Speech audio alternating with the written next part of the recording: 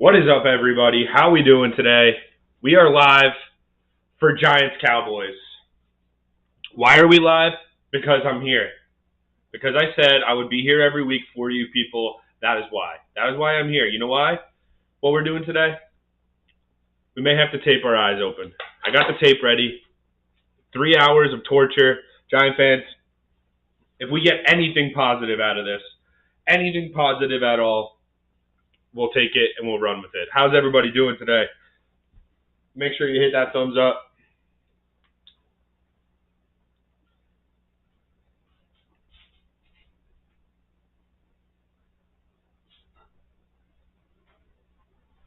First play of the game.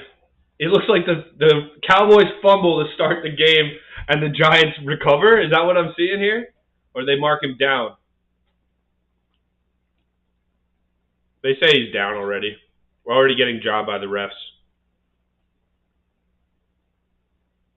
So yeah, we'll see what comes of this game, guys. Obviously, we're not expecting much. Tommy DeVito is playing for the G-Men. So we're just going to run with it. We're going to hope for the best. Are we challenging this play?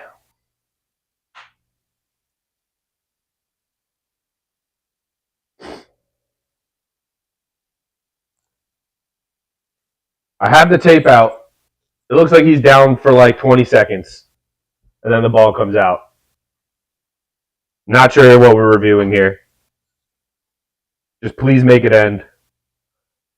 Don't drag this out, referees. Do not drag this out. This play will not matter in the grand scheme of the world in a few hours. Hope you guys are having a good Sunday. Just saw the end of that Ravens-Browns game. Kind of an electric ending. Both teams way better than what we're going to see from the G-Men today. He's down for 30 seconds. He's literally sitting down having a picnic. And they're reviewing this to see if it's a fumble. The Giants didn't challenge it. I don't know. They're showing it's taking forever. 2nd and 6 on a 4-yard run to start the game.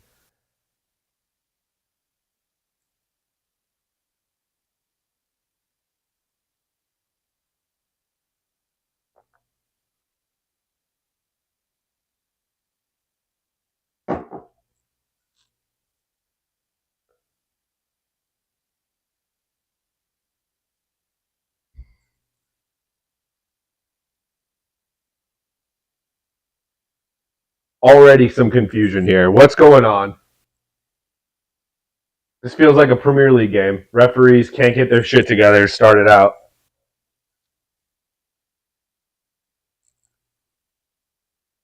Second and 6. And the Cowboys being 5-3 is a disgrace. I mean, I'm sure their losses were against good teams, whatever.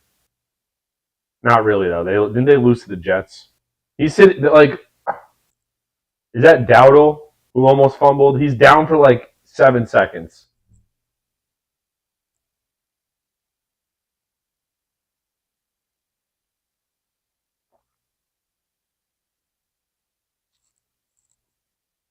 How's everybody doing out there this week? Guys, this is torture. This is organized torture for your boy. I need some interaction. Let me know what you guys think of this game. If you're a Giant fan, if you're not a Giant fan, how'd your team do this week? Looks like the Texans are for real, huh? CJ Stroud balling out. Not mad at that. Congratulations to them. Sorry for the Bengals fans out there having a rough season. Burrow getting injured in training camp really set them back to start the year. 2nd and 6. This is the longest break, guys, to start a game without going to commercial for no reason. Nobody's injured. There's no review. Oh, wait, the Giants challenged and lost. Unbelievable. They lost the timeout already. The Giants lost the timeout already. I got the tape out. That might be the first piece of tape we put on our eyes. Dak throws a dime on a slant pattern. Great coverage from Deonte Banks. Does not matter. CeeDee Lamb, great catch. Great throw, great catch. I'm about to start taping my eyes open so I can make it through this game. We haven't even seen Tommy DeVito yet. The refs taking 45 seconds to review something. Like the Giants throwing the challenge flag there is despicable. It's like cancel the game already. Dak gives it to Tony Pollard. He gets wrapped up after about a yard gain. It'll be 2nd and 9. Ah.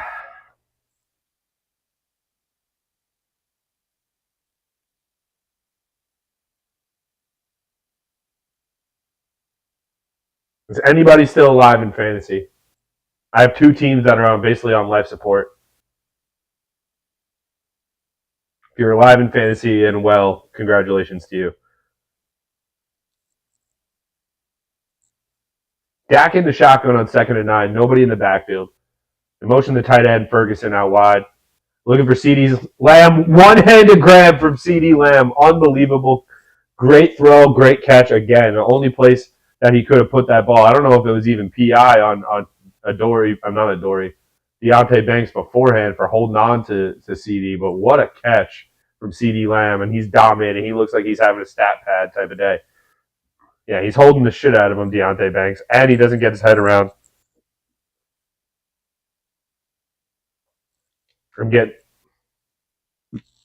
Let me know. Let me know in the chat when the first piece of tape should come out. I'm going to tape my eyes wide open. The only thing that's making this difficult for me to think about doing is I won't be able to actually see anything once I take the glasses off and tape my eyes open. So eyes wide shut type of thing here. 1st and 10 after the dime from CeeDee Lamb, and the Cowboys are marching, already deep in Giants territory, inside the 30. The pitch is to Rico Dowdle. He goes to the right, gets about 4 or 5. I started Rico Dowdle in a fantasy league just because I figured the Cowboys were not going to give Tony Pollard like a ton of reps this week. There's no reason to. So we'll see how that goes. Wink Martindale has his work cut out for him today. He knows his offense. This Giants offense is not going to be able to put up more than maybe one touchdown today if we're lucky. Who knows? We couldn't even score a touchdown week 1 fully healthy against this Dallas team. So what are we going to do with Tommy DeVito at quarterback? Dowdle gets the pitch, breaks a couple tackles, good run, almost gets to the end zone. Rico Dowdle, who I just said I started because I had a feeling he's going to get a ton of carries today, a ton of work against a team. The Dallas Cowboys know they're gonna win this game today. It's about how much and if they can keep their key players healthy. So why not give Dowdle a ton of touches? Don't let Tony Pollard. And of course, Dowdle's going to come out of the game. 2 carries, 23 yards, and they're going to bring Tony Pollard in for fantasy purposes. Of course, they are. 1st and goal for the Dallas Cowboys. A beatdown of epic proportions incoming. It looks like this defense shown no resistance on this drive. Handoff is to Pollard up the middle. He gets upended after about 2 yards, maybe 3. It'll be 2nd and goal from about the 2-yard line for Dallas. Just a matter of when.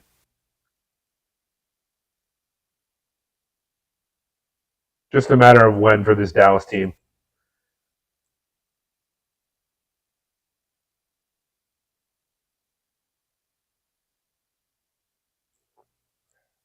Prescott in the shotgun, 2nd and goal. Pollard to his right. They motion CD Lamb across the line of scrimmage.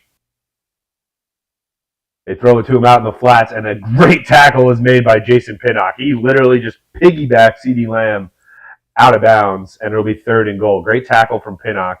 He's stride for stride with CD Lamb. No opportunity to break a tackle there. Nice play. These are the type of plays we're going to have to get excited about today. I mean, it was clearly just trying to get CD Lamb in the end zone. We're going to scheme open a touchdown for CD, and the Giants were ready for it. 3rd and goal from the 2 for the Cowboys. They do this in the shotgun again. I have to figure they're going to throw it. Dak looking, incomplete. They look for a flag, no flag. Adoree Jackson, good coverage. Or no, Xavier McKinney, good coverage, excuse me. 4th and goal. Dallas, they going to go for it?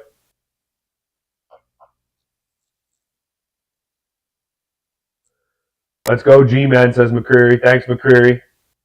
We need every vote of confidence we can get today.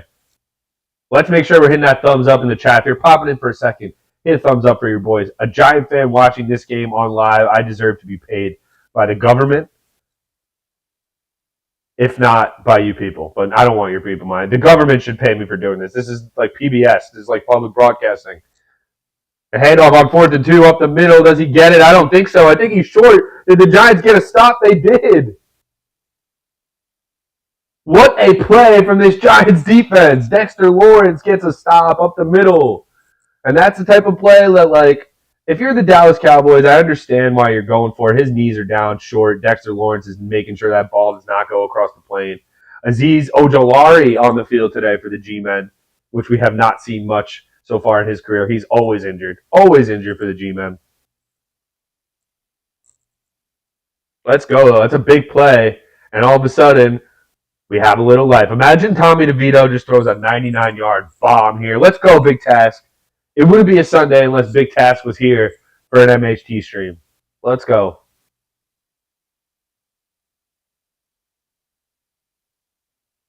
Let's give them hell. Let's give the Cowboys hell. Why not? The defense, I mean, they showed no resistance early on that drive, but they, in the red zone, they stood strong, and Mike McCarthy tried to take his dog out on the first drive, and it just didn't work for him. Giants stuffed the 4th and 2 run, and we're going the other way. Now you have to avoid a safety at all costs. You have to avoid a safety at all costs.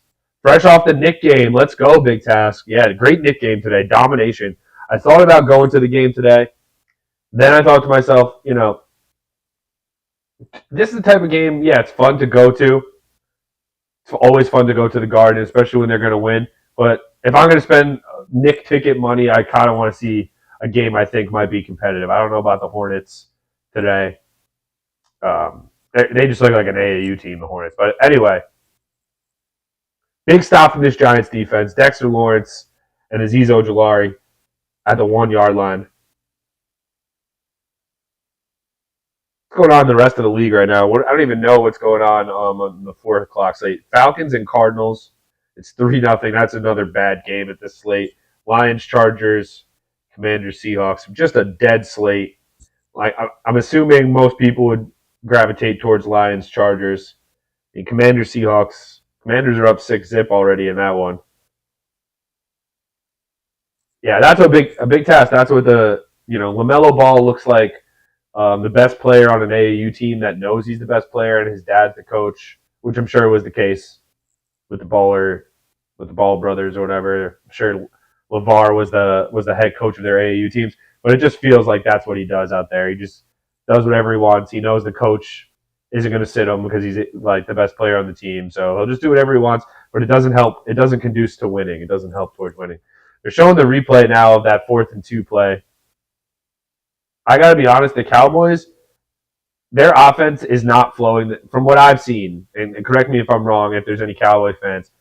Without Kellen Moore, this offense looks a little bit more choppy. It doesn't look as impressive. The Giants are literally backed up on their own 1-yard line. This could get ugly. DeVito gives it to Barkley. Barkley falls forward. Maybe he gets an inch. They say safety. No way. Very close, though. We're just trying to get out of our own end here to punt. This is nerve-wracking. You should. I'm terrified of giving up a safety. Somehow a safety would be worse than just giving up a touchdown on that last drive. Giants have this big package pause out there. They just got like 7 offensive linemen, 15 offensive linemen out there trying to get out of their own 1-yard line. Dallas defense is stuffing the run. Saquon, again, just maybe gets a yard. Just maybe gets a yard. He has to do a lot of work just to do that. This Dallas defense is jacked up, and they're looking for a safety.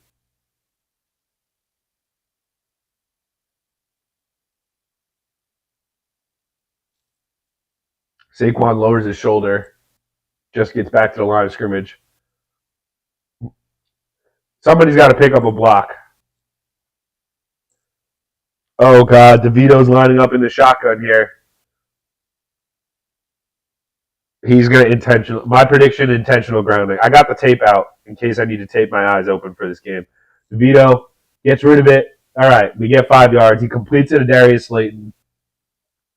Really, all you're trying to do there is give your punter some room. It sounds feeble and it sounds weak, but with this offensive line, if you saw the way the Cowboys D-line was just breaking free on those 2 run plays, you're happy with this. You're happy to get Jamie Gillen 4 yards to try to punt to Deuce Vaughn, the rookie out of Kansas State.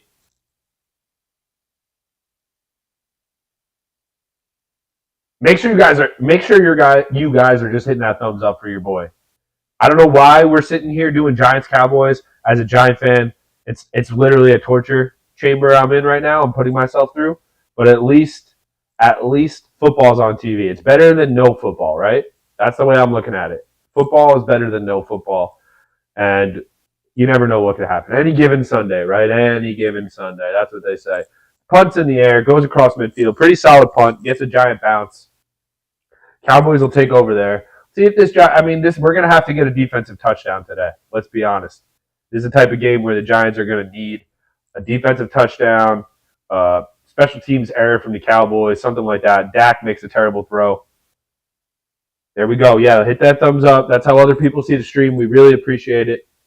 Every Giants game for the year, trying to do one Nick game a week, too, Big Task. What Nick game should we do this week, Big Task? I'll leave it up to you. It's your choice. I don't want to do the Celtic game tomorrow, even though it is a great game to do. I just don't. I've already done the Celtics this year, so I kind of want to stream a different team, so I can just get another look at a different team instead of just being the Knicks Celtics channel, and I only stream Knicks Celtics games. But we'll see. Who else we got this week? Maybe the next in-season tournament game we'll stream it.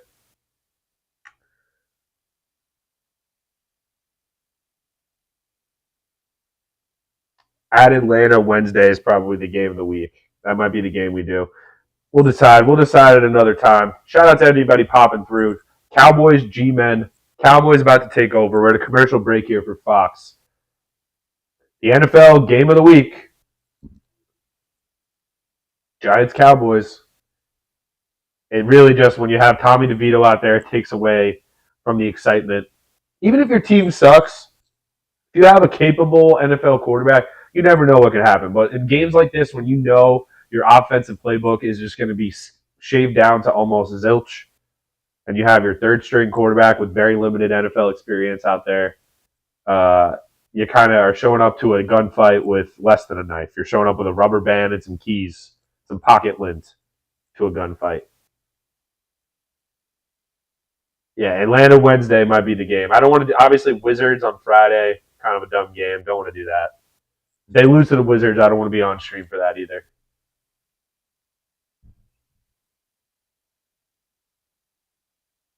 Let me get everybody. Who's going to be the first person to score a touchdown in this game? First person, put it in the chat. First person to score a touchdown in this game. If you're correct, you get 1,000,000 Mikey Hot Take channel points, which if with the conversion, if you convert that, carry the 2, add it to, it's nothing. You get nothing, but you get a pat on the back and a shout out in the chat. How about that? Dak under center, 1st and 10. The Cowboy 45. He bootlegs left. Tries to get it out to, I think that's Peyton Hendershot, the tight end, the backup tight end. Nope. It's Luke Schoonmaker, another one of their tight ends. Hits him right in the chest, but he drops it. They just tried like a little tight end screen. That play always works against the Giants, too. Lonnie back, says Steve. Okay. Lonnie Walker. We're getting some Lonnie Walker love in the chat. Love that. Not really. I mean, he's a solid player, but Saquon Barkley says big task. All right. Pitch to Tony Pollard to the left. Pollard tries to make a cutback. He's wrapped up by a team of Giants, including Dexter Lawrence, Micah McFadden, to name a few. It'll be 3rd and long, 3rd and about 8 for the Cowboys. Micah McFadden has played really well, number 41, the middle linebacker for the G-Men, second-year guy out of the University of Indiana. He's played very well for the Giants. If you're into the PFF grades or whatever, take it with a grain of salt. He's been getting very high PFF grades. But also, if you're just watching the games like we are right now, he does pop off the screen. He has been making plays, getting downhill on the run game and all types of stuff like that. 3rd, and they say 8 for the Cowboys. Dak in the shotgun, empty set.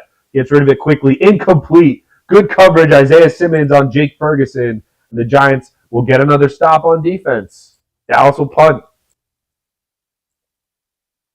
So maybe this defense starting to grow into the game. That's the last thing you want to see if you're Mike McCarthy or a Dallas Cowboy fan. Is the only unit on this Giants team that has a little bit of juice is Wink Martindale's defensive unit.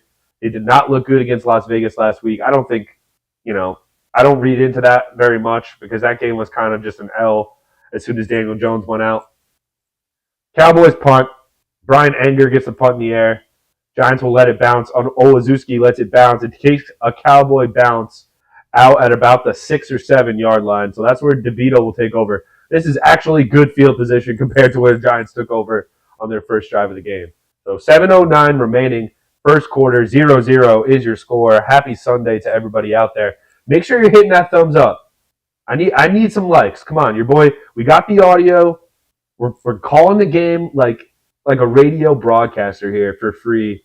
If you're a Cowboy fan, if you're a Giant fan, you're getting the game for free right now. You don't even need to pay for cable. You don't need to have a transistor radio. You got MHT right here. So there we go. Let's see what the rest of the league's doing because this game has not even gotten started yet. Cowboys had a decent drive. Giants stopped it at the 1. If you're just joining us, microphone down.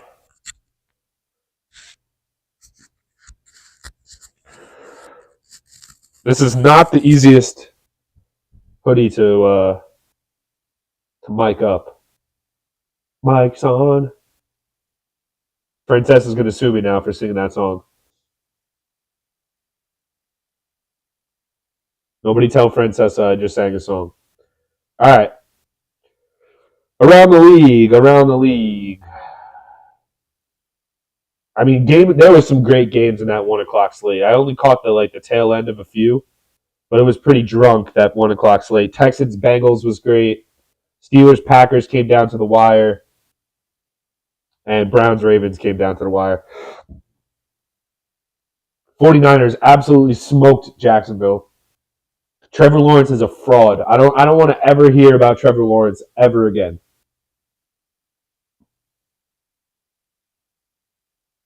If anybody tries to put him in any type of top tier, top 10, blah, blah, blah, nope, not listening to it. Sorry.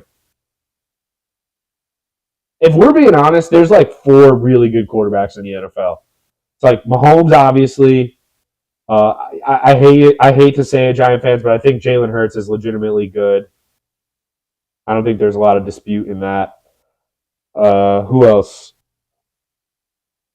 Herbert's good, but he has really bad games. I still think Lamar is a beast, so maybe Lamar's in that tier.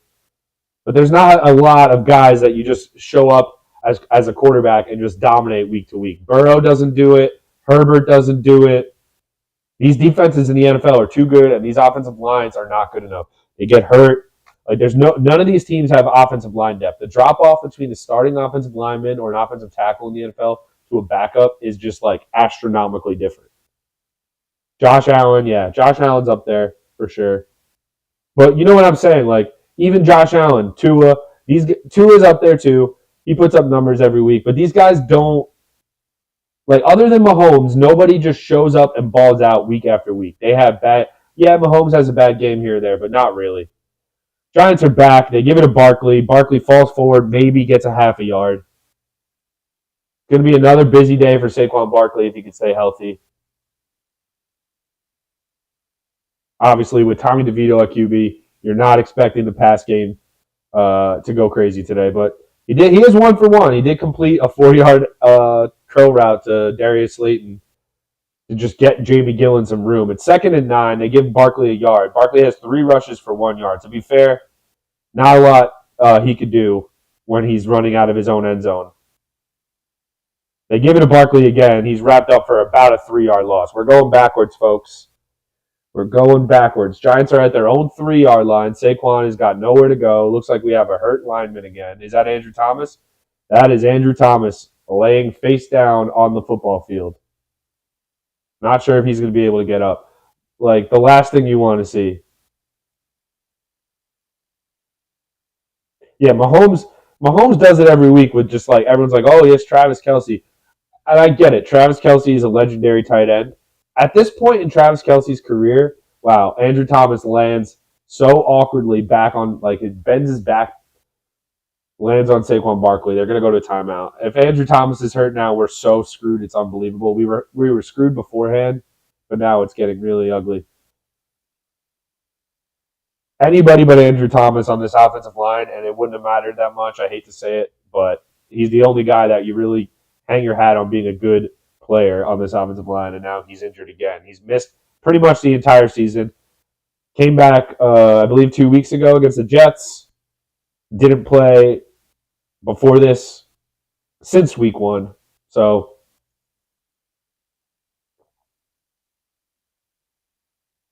yeah, what I was saying about Kelsey, don't get me wrong, he still has like that veteran craftiness. He knows where to get open. Him and Mahomes have great chemistry, all that stuff. But it's not like he's breaking 50 tackles and getting wide open, burning guys down the field. He's just making 7 catches, 2 touchdowns, 80 yards, very reliable and consistent in the red zone. We need Dak to gift us a pick 6 today, I think, if we're going to even make this game interesting whatsoever. Right now, we're losing the field position battle. I don't think they're deathly afraid to let DeVito throw. I think they're deathly afraid to let him throw when he's taking the snap out of his own end zone and a safety is imminent. You cannot give up a safety. I don't want them to play conservatively. I don't want the Giants to come out and just run the ball 700 times today. I'd rather DeVito throw 4 interceptions and we lose by 20 that way than we come out try to win 13-10, which is never going to happen anyway, and just embarrass ourselves that way. I'd rather not come out looking like a AAA football team. But that being said, I'm also not going to let Tommy DeVito stand back there with Micah Parsons and DeMarcus Lawrence breathing down his neck in the end zone to give up a safety. We know how that goes also. A strip sack, anything. Just punt it. It's going to be a big day for Jamie Gillen. If you like punts, if you like punt evaluations, we're going to be watching Jamie Gillen's punt game all day. Andrew Thomas is going back to the blue tent. Not the thing you want to see if you're a Giants fan. The last thing, perhaps. Make sure you guys hit that thumbs up. Come on. I want this to be the most liked stream on the channel. Let's do it. If I'm sitting here doing this game, it's charity. Do your boy a favor. All right. DeVito in the shotgun, 3rd and 12. Looks, steps up, just falls forward for about a yard. Just unbelievable. He doesn't want to throw it. He's afraid of throwing an interception. Steps up and is lucky enough to get out of his own end zone. Giants will punt it again. We're not going to score. We're not going to score today. Let's be honest.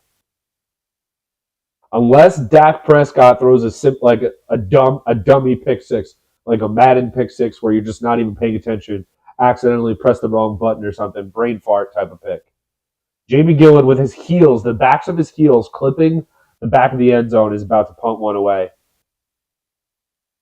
Just gets it away. Let's see how deep it is. You can't even get it across midfield. Nice coverage by Darnay Holmes on Deuce Vaughn.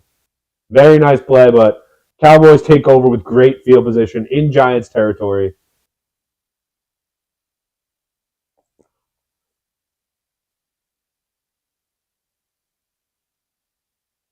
I have the tape right here. I got to be honest, I'm not ready to put the tape on my eyes yet. We've made it longer than I thought. Yeah, I mean, Trevor Lawrence was considered by many the greatest quarterback prospect since Andrew Luck when he came out of Clemson. There wasn't a lot of people disputing that either. I mean, like a lot of people, even myself, I'm like, I expected him to be good.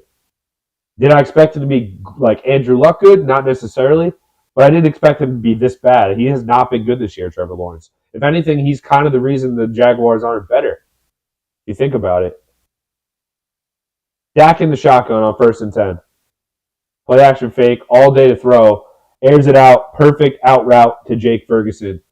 And if you're a Giants fan or a Cowboys fan, you just know that Dak loves to target the tight ends against the Giants. He has all day to throw here, which is the main issue. And just plenty of space towards the sideline for Ferguson. He drops it in the bucket. 1st down. Giants playing zone coverage there.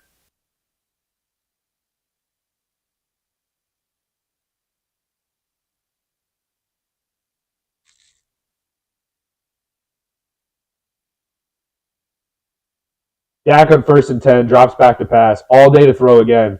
Floats one down the middle, incomplete, looking for CeeDee Lamb. He's trying to get CeeDee the ball today. We can tell already. They're trying to force the ball into CeeDee Lamb. He's their most dynamic playmaker on offense by far. Makes sense. Deontay Banks, stride for stride with him there. Actually, Jason Pinnock and Deontay Banks run with him. So 2 men chasing him down the field. 2nd and 10. For Dak and the boys. Giants have 0 yards on offense. The Cowboys have 93.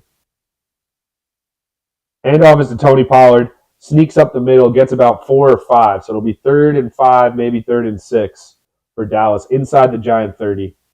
I think it's time the Cowboys settle for a field goal if they don't convert. Like, get on the board, go ahead in this game, and you might never look back. Much as it pains me to say. The Giants need to try a flea flicker or try a fumble rooski, something. They're not going to be able to move the ball today. 3rd and 6. Prescott. Let's see if this Giants defense can at least get off the field 3 times in a row to start the game. That would be impressive.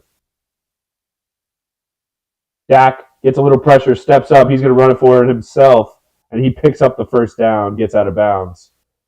Good coverage down the field. Prescott takes it himself, gets out wide, gets the first. There is a flag. Hopefully that's offensive holding. Could be defensive holding, though, with the way the Giants have been covering there. Yep. Holding on Deonte Banks. His second flag of the game. Let's see it. Where is he? I'm looking for him.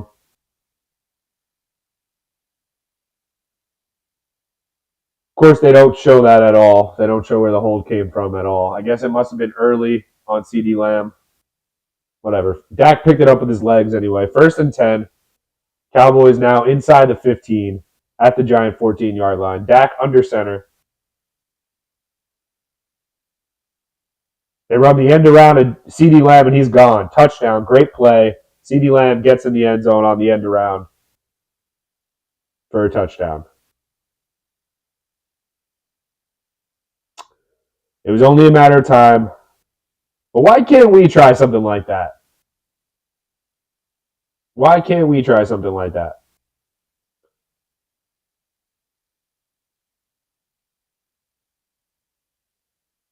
They faked the give to Pollard up the middle. CeeDee Lamb was motioning. Jet sweep, touchdown. Untouched. 6-0 Dallas. Extra point is up, and it is good. And that is how we start the game. First touchdown, CeeDee Lamb. They've been trying to feed him the ball all game long so far. It clearly is a point of emphasis against Deonte Banks, rookie corner. Let's just feed CeeDee Lamb the ball in a bunch of different looks. They tried to get him open on the first drive of the game where they got stopped on the 1-yard line. This time, jet sweep, untouched. Nice play call. Can't deny it. Make sure we hit that thumbs up. This is torture. Here's the tape. Not very sticky, to be honest with you.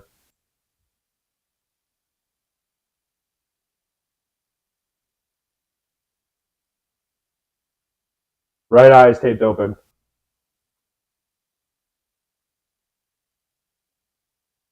Let's see how this looks. Do I look? Can't even tell. Can't even tell.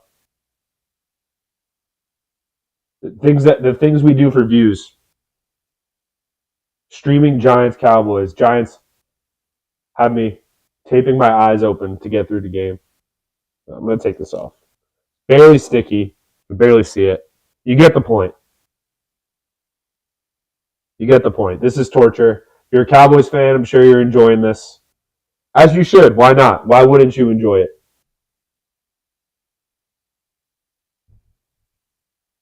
The Giants so far this season are losing 47-0 to Dallas. Honestly, that might be a good look for me. Might make me look like a badass, just taping my eyes open. Looks like a Band-Aid. Oh, what are you gonna do? What are you gonna do? Your team sucks. Giants are headed towards the first pick in the draft faster than any other team in the league. There's no doubt about it. There's no other team in the league that just you knew they had 0 chance of winning this week besides the Giants. That's a fact. That's a fact of life. Every other team in the league woke up and had a chance today. Jahmyr Gibbs going crazy for Detroit. 10 carries, 72 yards, and 2 touchdowns. So he's coming on strong later in the year for Detroit. That might be the team I root for this year. If you're a Giant fan, there's my question. As a Giant fan, if you're watching the playoffs this year, who are we rooting for? Big task. I love your confidence. I love your optimism. There's so many things that need to change with this team for me to start talking trash about next year that I can't even fully get behind. I can't even fully endorse what you're saying here because I don't know if I truly believe it. The Giants need to get. My plan for the Giants is just sign an entire Australian rules rugby team.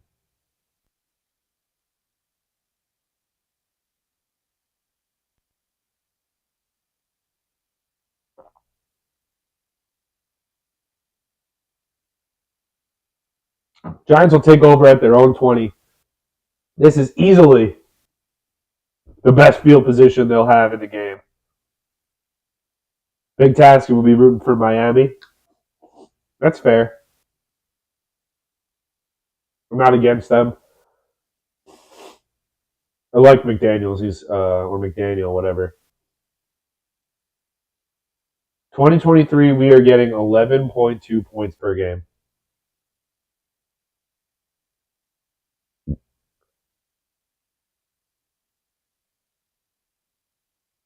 Yeah, just sign an Australian rules football team, Big Task, and they'll be tough. Give them pads, teach them the rules. We'll be just as good as we are this year. DeVito gets it out to Paris Campbell in the flats. Hey, we picked up 7 or 8 yards on first down.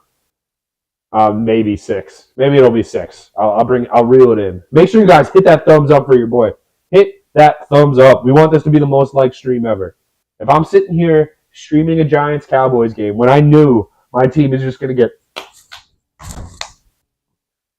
I appreciate any love I can get because of that. Because you know what? This isn't for me, clearly. I could sit here, be relaxed, watch the game, change the channel.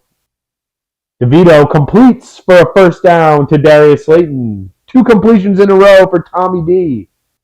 The Jersey Kid. Let's go. Jersey Shore. We're going to be fist pumping with Tommy D today. 2:51 remaining first quarter. This first quarter has gone on forever.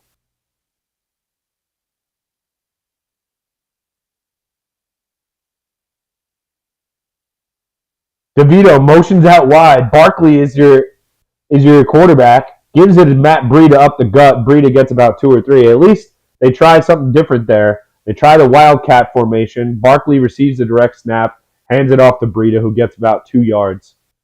Got to try something different. Got to give Dallas different looks. Cannot keep lining up in the same formation, giving Saquon 1-yard gains for the whole game. That is just not going to get it done if that's the game plan. 2nd and 7. I see Jalen Hyatt in the huddle.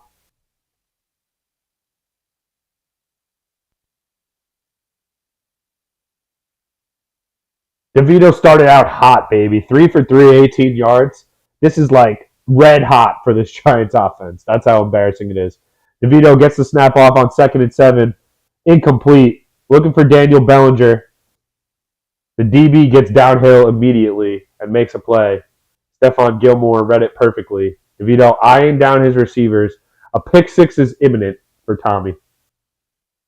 I hate to say it. I hate to shit on a Jersey guy. A New York, probably a growing up a New York Giant fan, living out his dream playing quarterback against the Dallas Cowboys. Parents are probably nervous. I'm nervous. 3rd and 7 for DeVito. Let's see what he can do. Feels like a sack is incoming. He just gets out of it, gets rid of it to Barkley.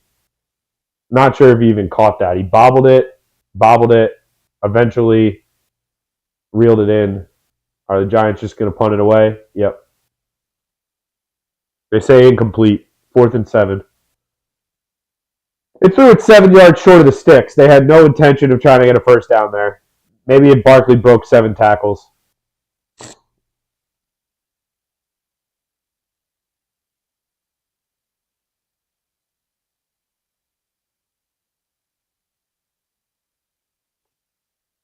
Third punt of the game for Jamie Gillen. This time he actually has a chance to pin Dallas deep.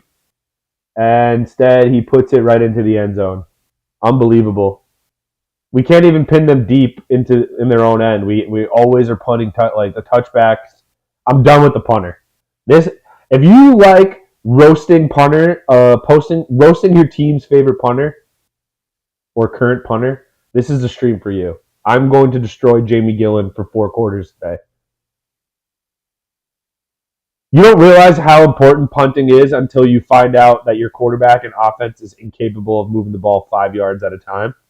And then you really start to look at the punts and be like, wow, we're just giving up 30 yards of field position every single punt.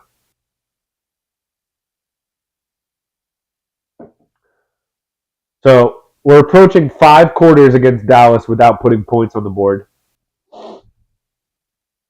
1st and 10 for Dak, a chance to essentially end the game.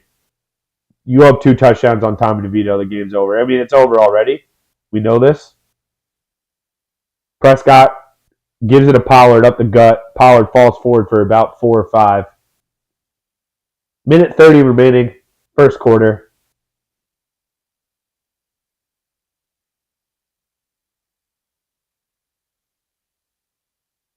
Wow, Dallas is 11-0 in their last 11 home games. Is this just against the Giants, or is that against the whole league?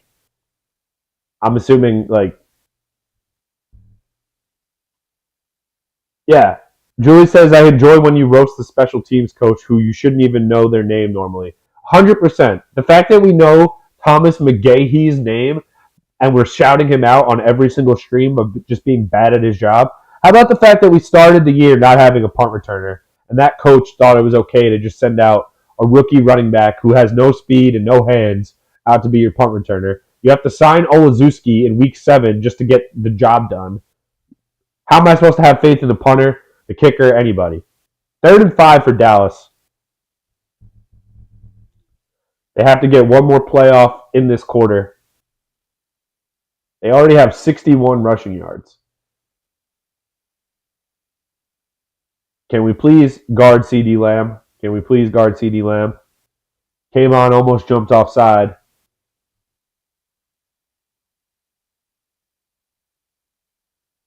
Have to think Dak's going to get rid of this ball quickly.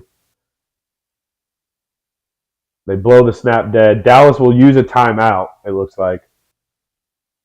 The play clock was running out.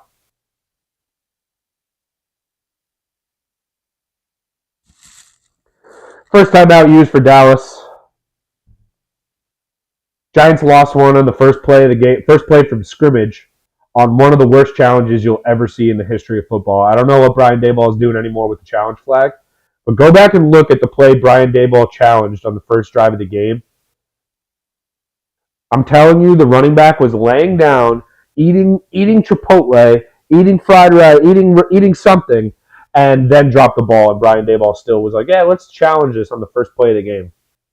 3rd and 5 for Dak after they spend the timeout. Dak's lining up in the shotgun. He's got Pollard to his right. They have CeeDee Lamb lined up in the left slot. Cordell Flott is defending him. Dak throws a pick. Cordell Flott, the guy we just called out, gets the interception. Flott to the end zone almost as he grabbed down by his face mask. That should have been a face mask. It wasn't, but the Giants will take over inside the 15. That's how we'll end the first quarter. Horrible throw from Dak Prescott and a nice play from Cordell Flott. How about that? Terrible read from Dak. 2 guys standing right there. He tried to force it into Jake Ferguson. Good coverage on the play. And all of a sudden, the Giants defense makes Dak look bad. And I don't expect anything. Listen, I'm not going crazy because I think we have a chance of winning the game. I'm going crazy because I'm looking at the Dallas Cowboys and I'm just saying, wow, it's so funny when they just can't get out of their own way and they can't just when they're supposed to win, they're just one of those teams that makes it look difficult at all times.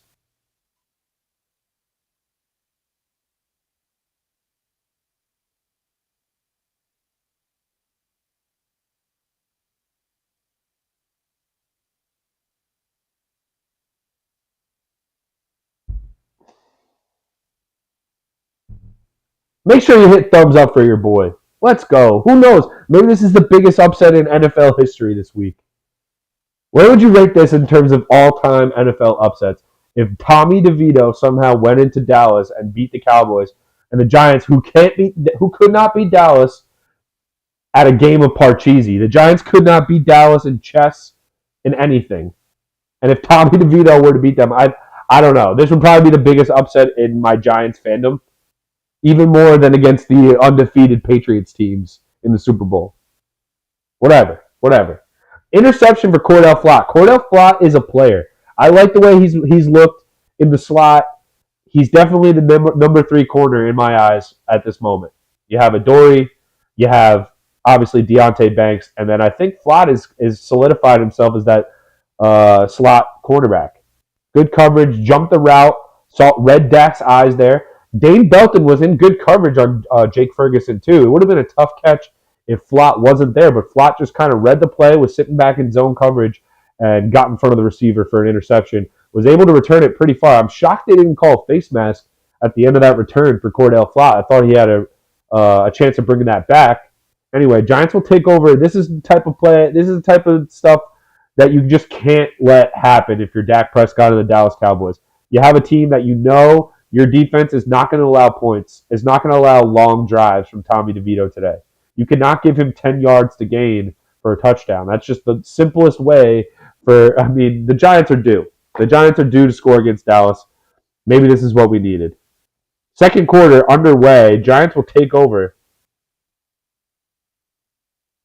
Dak going back, looking at him and Trey Lance looking at the screen together.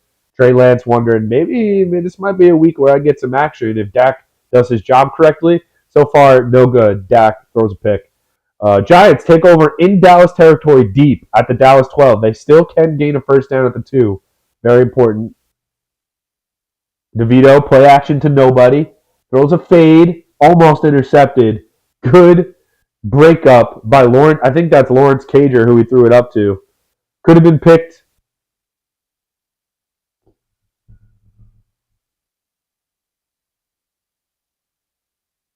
You just try a fade route to Lawrence Cager. The DB just dropped the ball. Could have easily been intercepted.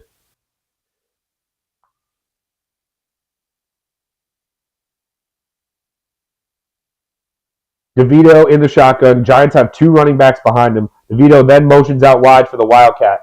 Barkley makes one man miss, follows his blocker, gets about 2 or 3.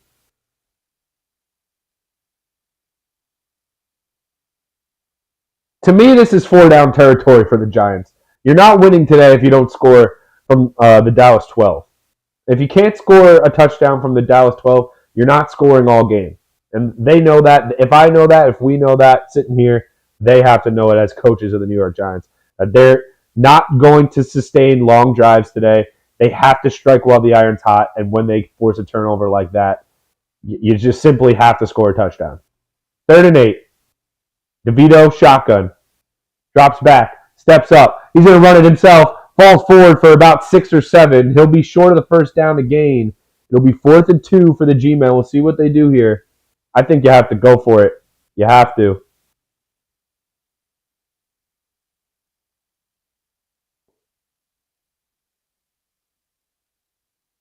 Big play here. Big play for the psyche of this team. Give yourself a chance. Look like an NFL team. Not going to start jumping up and down acting like this is we have a shot in this one if we're able to punch it in here. But at least you're putting some pressure on the other team. At least you're looking like an NFL team through a quarter and a half. 4th and 2, the Giants will start from the shotgun, which I personally hate. They give it to Barkley. He's stuffed. The most predictable stuff of all time. DeVito should have kept it, made the wrong read, gave it to Barkley, who got stuffed.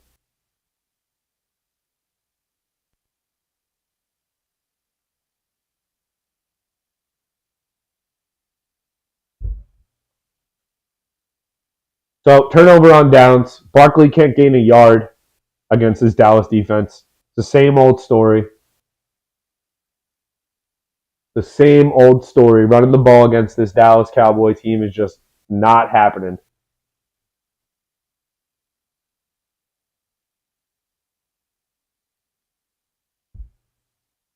We really can't block anything. We really can't block anything.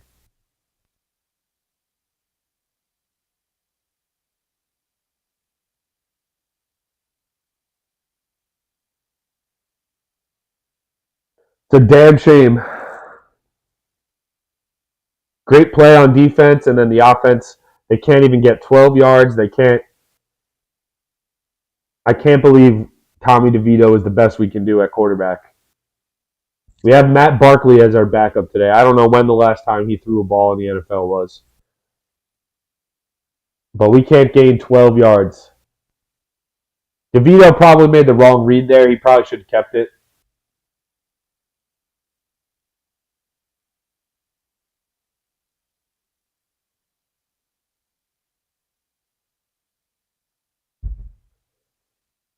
It looked like a read option, and DeVito was just like, I'm giving it to Barkley. It was a long 4th and 2 from the 4-yard line.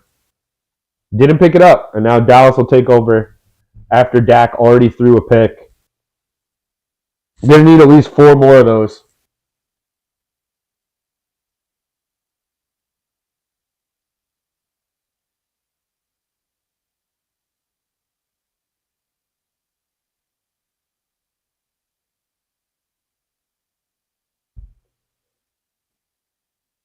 So bad.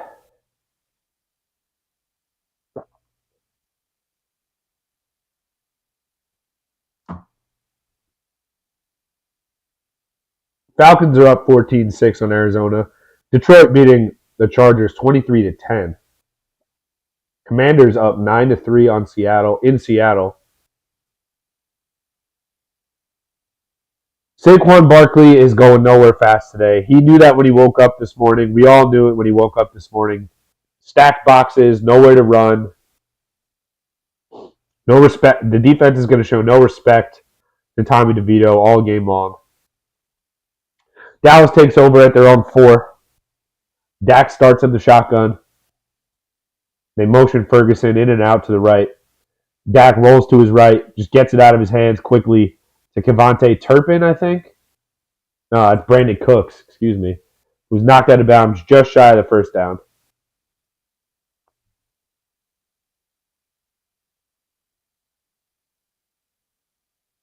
13:08 remaining second quarter. 2nd and 1 for Dallas approaching here.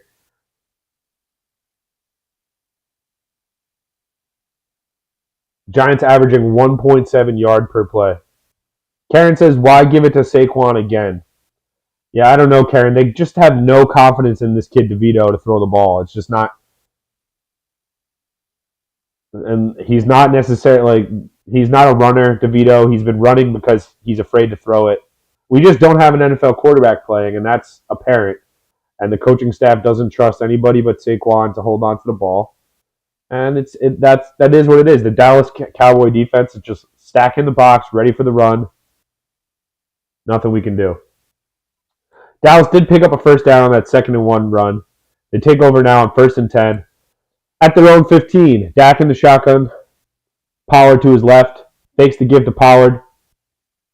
Simple pitch and catch to Brandon Cooks. Brandon Cooks, another catch, gets a first down and then some.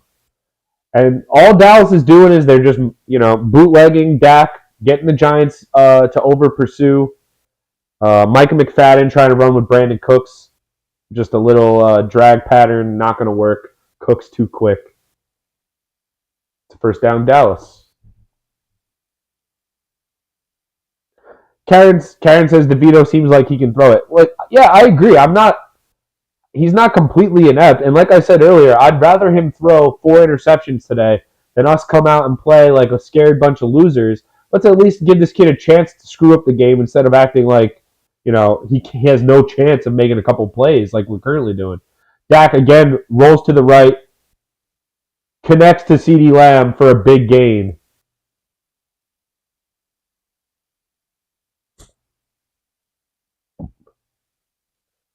They motion CeeDee Lamb again. Deontay, nobody picks it up. Blown coverage. Cordell Flott tries to run with him.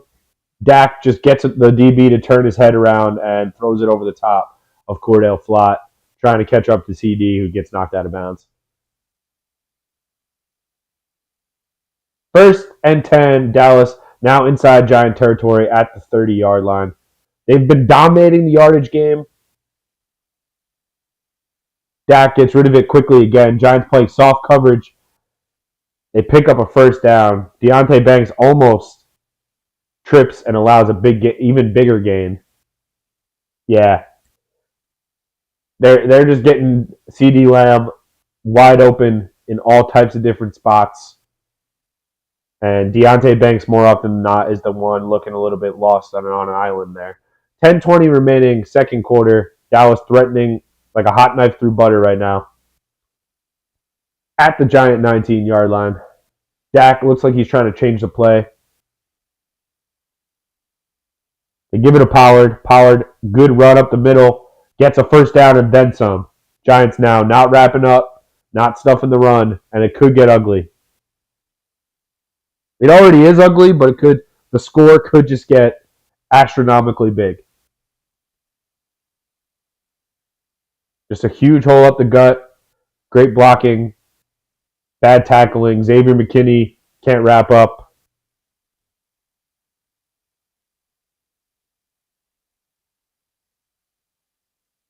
Karen says she'll go to Dallas and throw it next time. You know what? At this point, Karen, I'd love to see it. Somebody throw it. Hand off to Pollard up the gut. We'll see where they mark him. Looks like he'll be a yard shy. Second and about 1 to gain for a touchdown. For my fantasy team, can we at least give it to Rico Dowdle? Let's not give it to Pollard. Pollard will stay out there, though, of course.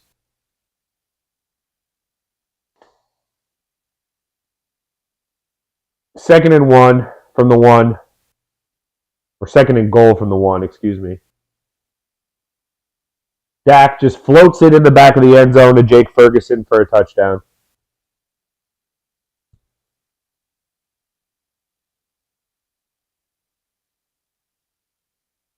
Oh my God. We're so bad. How are we the worst team in the NFL? Every week, we somehow just never surprise in a good way. We're always consistently ugly every single week.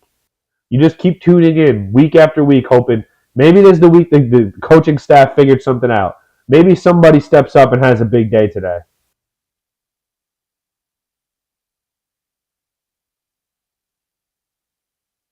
Karen says, oh, guys, I feel so bad for our team. We don't deserve this. I mean, the players deserve it as far as I'm concerned. We don't deserve this as fans who all of a sudden we start to get behind our team last year. We start to see things go headed in the right direction. New coaching staff all around looks good. Daniel Jones starts to put it together. Offensive line starts to improve. And then all of a sudden, since week 1, snap 1, down 1 this year, we have looked like a AAA football team. I have no idea how we beat Arizona in week 2. If that was week 2, I don't even remember. That might have been week 3 or 4, whatever. And I have no idea how we won a playoff game less than a year ago. No idea. It's not that different of a team to say that we should be 2-8. Approaching 2-8 is unbelievably bad. I don't need to tell you that, but it's true. They're doing whatever they want. They're running whatever play they want. It's almost like they're trying to get CeeDee Lamb fantasy owners happy again today. Make sure you guys hit the thumbs up. I need at least 20 likes by the end of this video. At least. Consider it your free charity for the day, hitting that thumbs up. Because guess what? I could be apple picking my nose off to the side, not streaming this game. Because why should I give it my all when this Giants coaching staff and these players don't? Why should I?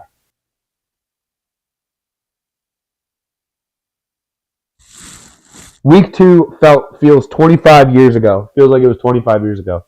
Go back and watch the second half of that stream in week 2 against Arizona.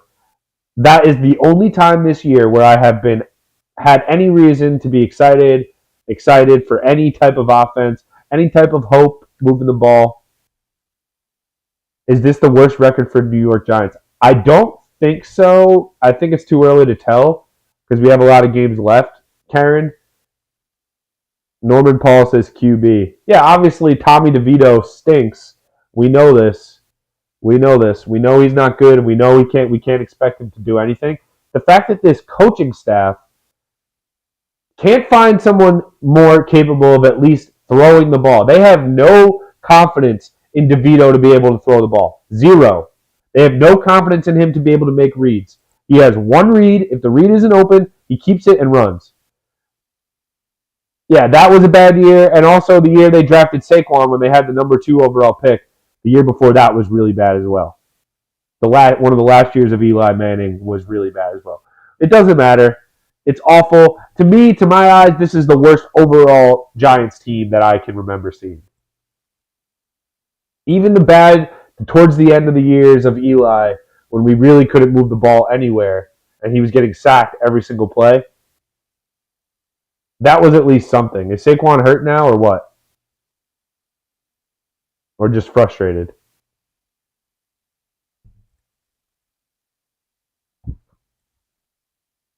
This is not good. Like, obviously, you guys know it's not good, but it's so frustratingly bad to the point where there's nothing to even look at and say, well, hey, this guy came on and played well today. This guy is performing well. Nobody on this team has performed well for an entire season. Kayvon Thibodeau had a couple of good games. He had a good game against the Jets. Other than that, who's had a really big performance for the Giants this year? DeVito in the shotgun. He rolls to his right, gets rid of it, completes to Wan'Dale Robinson for about 5 or 6. At least get some time of possession. At least run some clock. At least look like what you know what you're doing out there. Andrew Thomas is back out there, so that's good to see. At least maybe we'd be able to secure the edge once or twice for Saquon or DeVito. Karen, that's what you mean, right? The guy isn't completely incapable of throwing the football. Like, he's able to get it down the field a little bit. You got to trust him to at least try to throw it. Keep the Cowboys off balance a little bit. 2nd and 4. A 6-yard gain feels like a huge play for the Giants. Barkley gets maybe back to the line of scrimmage. There's not a single run to Saquon where he's not having to get evade a tackler in the backfield. That should not be the case on every single run play. It should not be. 3rd and 4. And at this point, I'm just hoping we can convert 3rd downs so we don't give the ball back to Dallas and they don't run it up to like 50 on us today. Last thing I need to look at tomorrow is Giants lose 50-0. That's the last thing I need to see. We're getting outgained, the Giants, 219-31. We have 31 total yards midway through the 2nd quarter. They motion Wan'Dale Robinson into the slot. 3rd and 4 for DeVito in the shotgun. False start. You just can't be moving early on this play. You just can't be.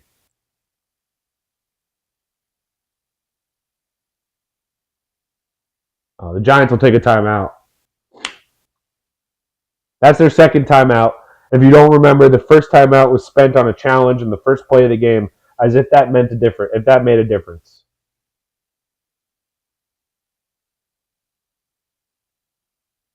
If you're a Cowboys fan, you want to go up 3 touchdowns and bench your starters. That's what I would do if I was you guys. Let Trey Lance get some running. Let him get some snaps. Yes, frustrated. It has to be the coaching. You have to change plays. You can't give it to Saquon all the time. Mix it up. Agreed, Karen. I mean, I understand. Saquon Barkley is going to get a lot of carries every game. He's the only explosive player we really have on this offense in terms of that's easy to get him the ball because he's a running back. But you have to try to stretch the defense. DeVito, sacks. See, he gets sacked on 3rd and 4. We have one of the worst offensive lines ever assembled. Ever assembled. We'll punt it away. They blitz someone off the edge. DeVito just doesn't even look down the field. Gets sacked. Oh, geez. Jamie Gillen back out to punt.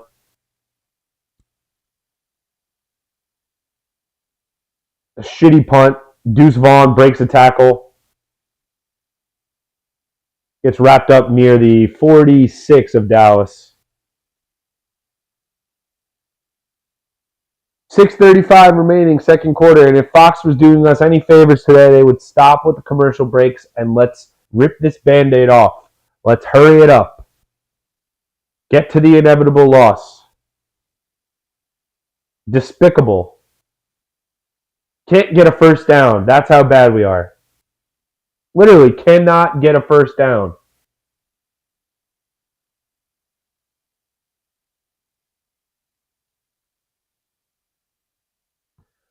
And I understand, oh, it's Tommy DeVito. The Dallas has a good defense. Oh, the Giants aren't good. They can't block. I know this. I've done every single game I could this year. I've watched hours and hours of Giants football on stream that you can go back and look at. I'm not asking for much. I don't expect to win the Super Bowl. I don't expect to win the NFC East. I am a realistic fan. If my team is mid, my team is mid. I don't need you to be the best team in the league every year. But can we settle for not the absolute laughing stock? Can we just settle for that? Can we find a middle ground where we just are just a normal type of bad? Why do we have to be laughing stock bad? Go from good football team, playoff caliber team last year to laughing stock bad, to can't pick up 2 yards on 3rd and 2 to save their lives. 3rd and 2 is 3rd and 2 miles for this Giants team. It's not even close. This is the worst NFL team in the league.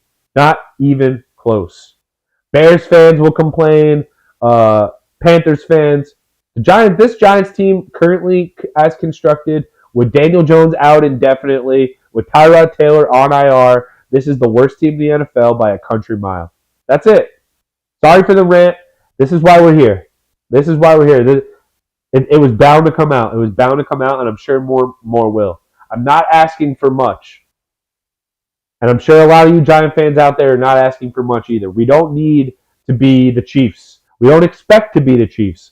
We don't expect to be a dynasty. We didn't expect Daniel Jones to be Patrick Mahomes this year. We just expected to look competent.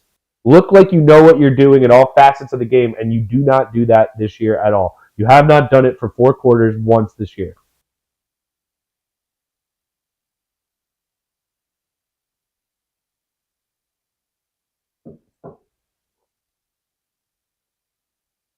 There it is.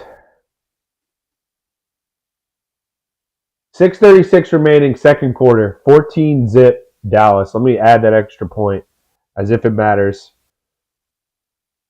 Dak dumps it off to Brandon Cooks, gets about 4 or 5 on 1st and 10. Dallas now at midfield. Karen says, what is this organization doing? Not much, Karen. The answer is not much.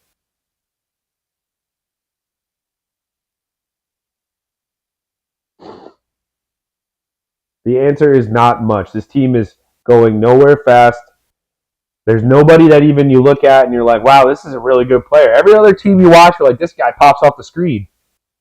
Nobody on the Giants.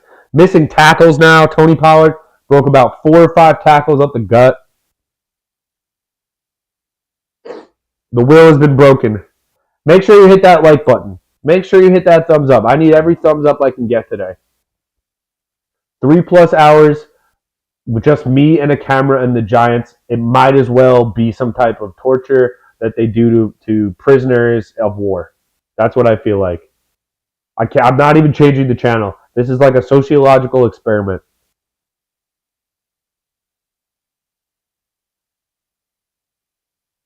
First and 10 for Dallas after Tony Pollard, just a big gain. Broke like 5 tackles. They give it to Rico Dowdle, who has another good run, gets about 9 yards on 1st and 10. He looks feisty, Dowdle. He's honestly been running better than Tony Pollard from what I've seen. Micah McFadden whiffs on a tackle, just as every Giant fan was gassing this guy up, saying he's going to be our next linebacker of the future. Still might be, but let's stop gassing players up on this team. This team sucks. Norman Paul says no. What are you referring to, Norman? You're going to have to elaborate on your just no comment. 2nd and 1. I wish it was 3rd and 1. They give it to Dowdle again. He runs right up the gut. Gets another 10 to 15. The Cowboys are just breaking the Giants' will. Running it right down their throats now. Nothing to do. Dayball just looks like lost cause out there. No plans whatsoever. Nothing.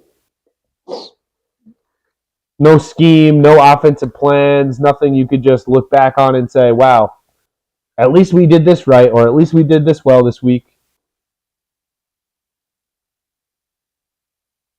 Dak rolls to his right, floats it into the end zone, looking for CeeDee Lamb. He does not hit him on first and goal. Struggle. The struggle is real. The struggle is real, real, real.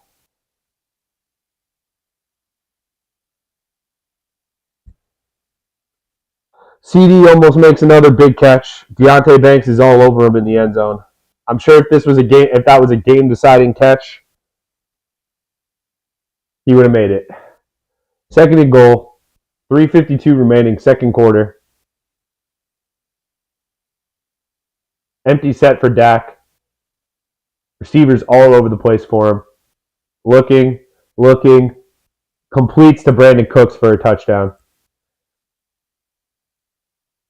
Oh my God.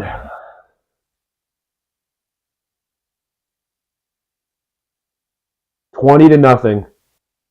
3:48 remaining, second quarter.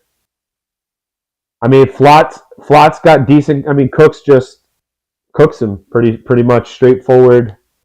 Man coverage, little corner route into the left back of the end zone for Brandon Cooks. Cordell Flott gets turned around and Cooks goes up and makes the catch. 20-0. 20-0. Make that 21-0. Absolute domination. Guys, I really have to use the restroom. I'll be back in about a minute. Give me 1 second.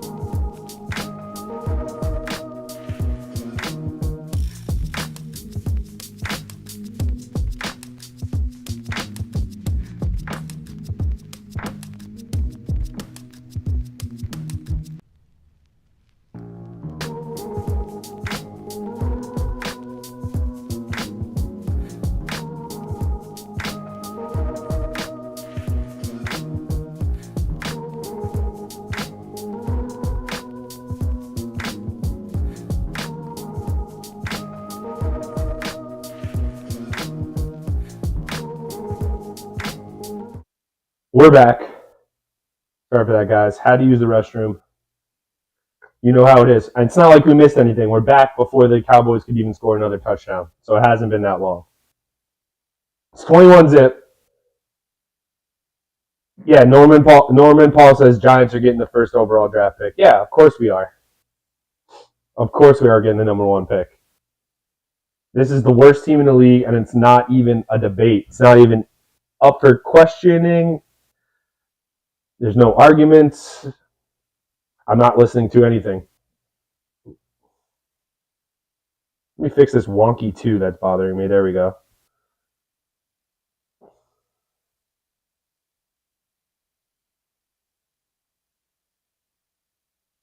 $3:48 remaining, second quarter. Giants down 21-0. It's going to get a lot worse.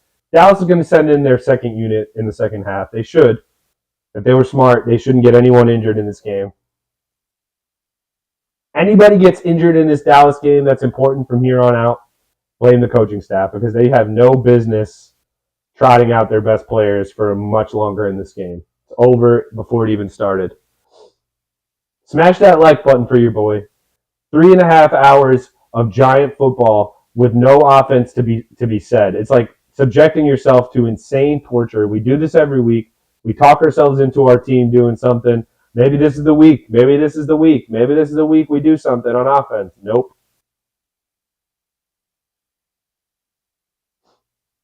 Nope. Nope. The kick goes through the back of the end zone. Giants will take over. I would just appreciate the Giants not giving the Cowboys any time left to score another touchdown.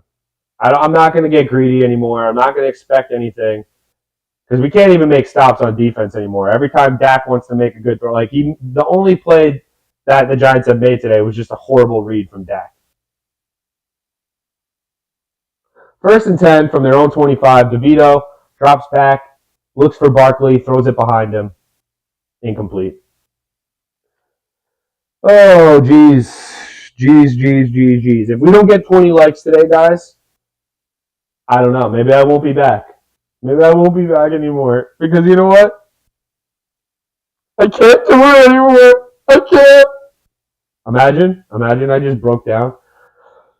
How would you guys rate that?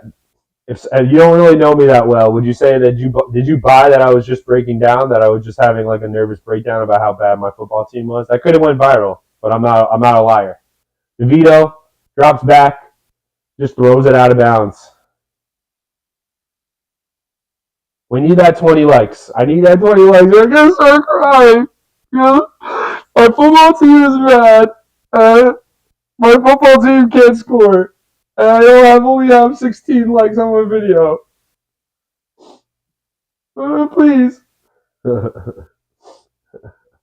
21-0 is just... I mean, I actually think this could be a lot worse. Somehow we got 3 stops in the first quarter. 3rd and 10 for DeVito. I'm just happy Tommy DeVito will be able to show this video to his kids one day and be like, yep.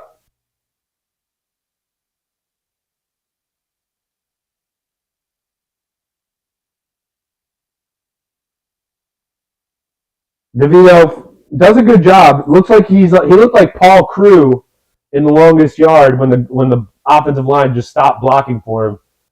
Almost gets his helmet ripped off of his head, breaks a tackle, and then gets rocked. Matt Barkley might have to play in this game at some point. Oh, God. Julie says, how are we surviving the rest of the season? I don't know. Is Tyrod Taylor going to come back? Great punt from Gillen. His best punt of the season as far as I'm concerned. Drops it at the 15. Yeah, I don't want Tommy to get hurt. All right, Tommy, you're probably going to be working at your father's construction company in a couple years.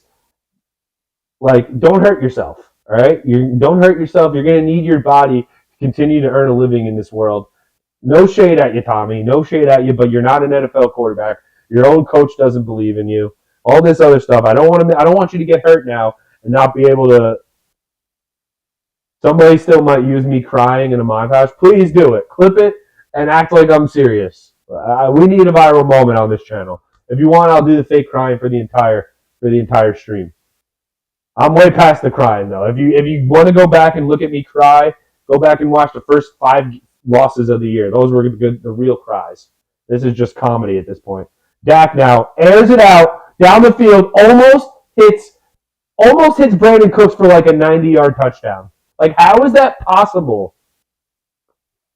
Now the defense is looking clownish. Darnay Holmes sucks. Darnay Holmes is horrible. Should not be playing corner. I don't know if anybody's hurt. Should only be on the team for special teams, and he's not even good at that. Dak just throws an absolute dart to Brandon Cooks running a go route in the slant. Gets about 40 yards on 1st and 10. And the Cowboys are already driving. Yeah, at least we got the Knicks this year. If you guys are NBA fans, make sure you're subscribed to the channel.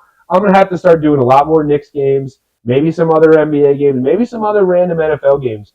As just a neutral bystander, I'll start streaming those. Randall looked a lot better today, Julie. Randall looked a lot better today, but I got to be honest. The Hornets, who they were playing, I said it earlier, they looked like an AAU team. They just looked like a high school level basketball team, the Hornets. Or either that, or they were all out at the clubs last night in New York City and just didn't show up for noon o'clock. a noon o'clock. I just said noon o'clock for a 12 p.m. start today. Hornets just did not look up for it. So you take the win as a Knicks fan. You take that win. You go to Boston tomorrow. You play Boston in Boston. That should be fun. But yeah, that's our hope this year, New Yorkers. Maybe the Knicks can make a move and make a couple of maybe a trade at the trade deadline, get a little better, get feisty in the playoffs. At least they're competent, right? Far removed from what we're watching with the Giants right now. This looks like a USFL team tries to play in the NFL and gets smoked. The fact that Dallas, all right, throw it all out the window. Throw everything out the window in this game. You're down 21-0. You know you're getting your shit pumped in this game if you're the Giants, right? Why are you playing Darnay Holmes press man coverage when deep in Dallas territory with less than 3 minutes to go in the half? Dallas has already used one of their timeouts. Like, just play prevent defense and don't get burnt over the top. What do the Giants do? They play aggressive man coverage with Darnay Holmes, who's like the 4th or 5th best corner on the team, against Brandon Cooks, an experienced receiver who's already made a few plays in this game, and he gets torched for 40 yards down the seam. Just unacceptable. Like, that's bad coaching on the defensive side, too. You're already getting smoked. You're not going to turn this game on its edge. You're not going to. You know you lost already. You knew you lost when you woke up this morning if you're the Giants coaching staff. All right, so you came out. You tried to play aggressive in the first half on defense. Dallas beat you. Fine. Now it's time to swallow your pride and try to keep damage control, because you cannot give up 40-yard bombs with 2 minutes left in the half when you're down 21-0. You can't be. You just can't be.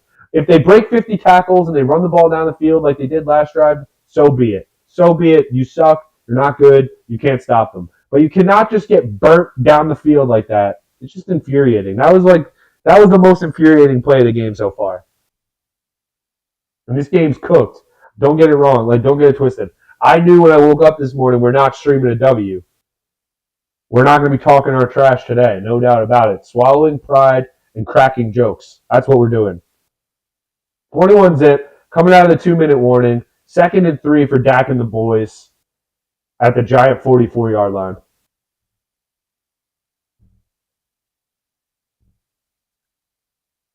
Dak's having a grand old time ever since throwing that pick. He's in the shotgun now. Drops back. Giants are getting no pressure, by the way. Simple pitch and catch to Brandon Cooks, who gets out of bounds. They waste 5 seconds on a first down throw.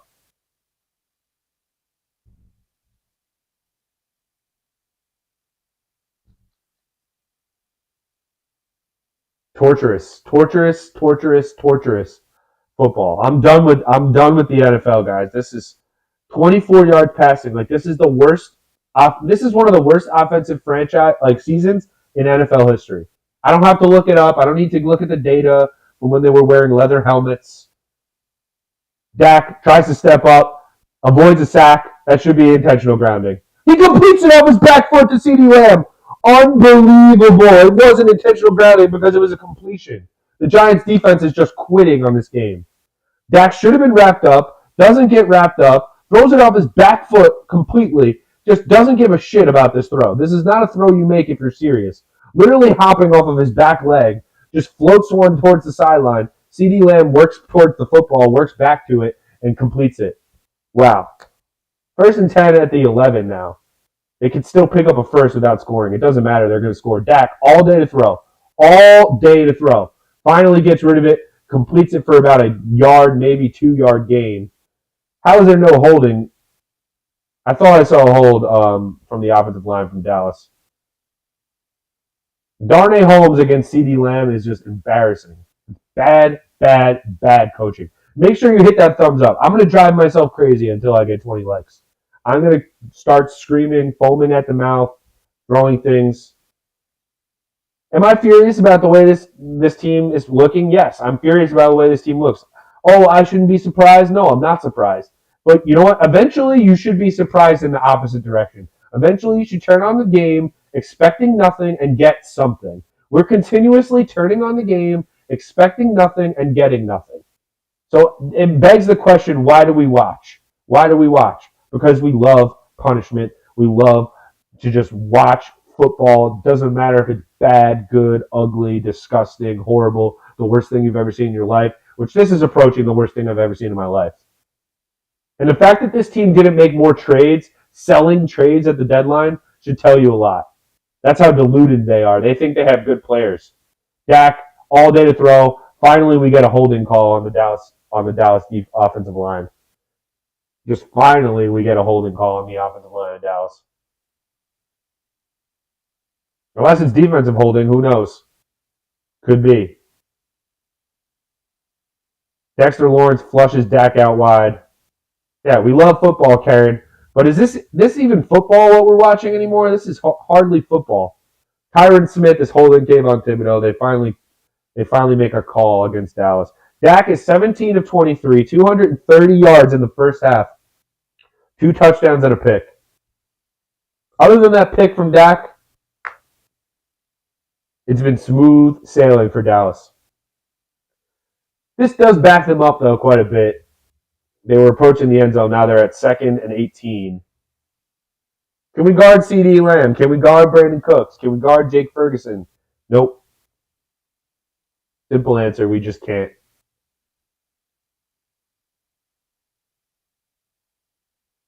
Dak, empty set. Dallas will use their second timeout.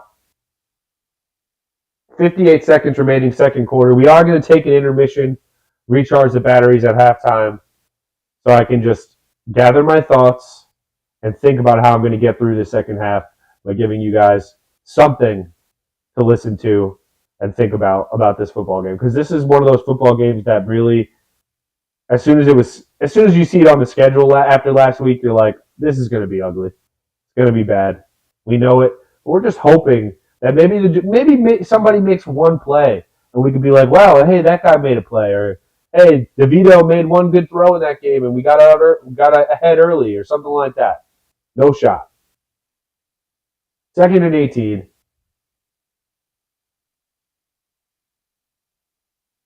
There's no reason to think that Dallas won't pick this up and then some, then pick up a touchdown. Dak drops back, all day to throw, rifles one, low to CeeDee Lamb, but it looks like he makes the catch. He does, but it'll be 3rd and about 10 after the holding call on Tyron Smith. A nice catch from CeeDee Lamb, all hands. Nobody on the Giants is making that catch with all hands. 3rd and 9, they'll say. 30 seconds left. It'll be the last play.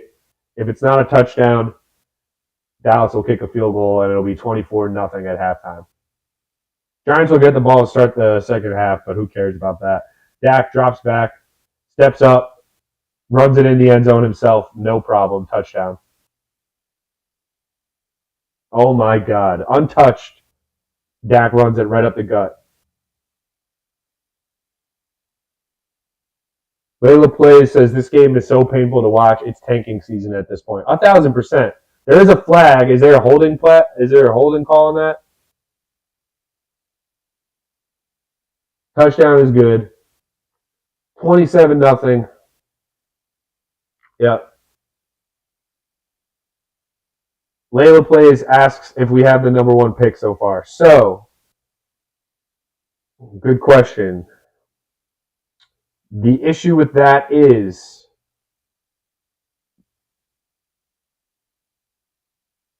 the Carolina Panthers and Arizona Cardinals are 1-8. The Giants have the tiebreaker with the Arizona Cardinals, so we do not currently have the number 1 overall pick. And I believe the Cardinals are getting beat. No, the Cardinals are up 15-14, and Kyler Murray is back this week. So maybe Arizona wins a couple of games the rest of the way. I think they're a better team than the Giants.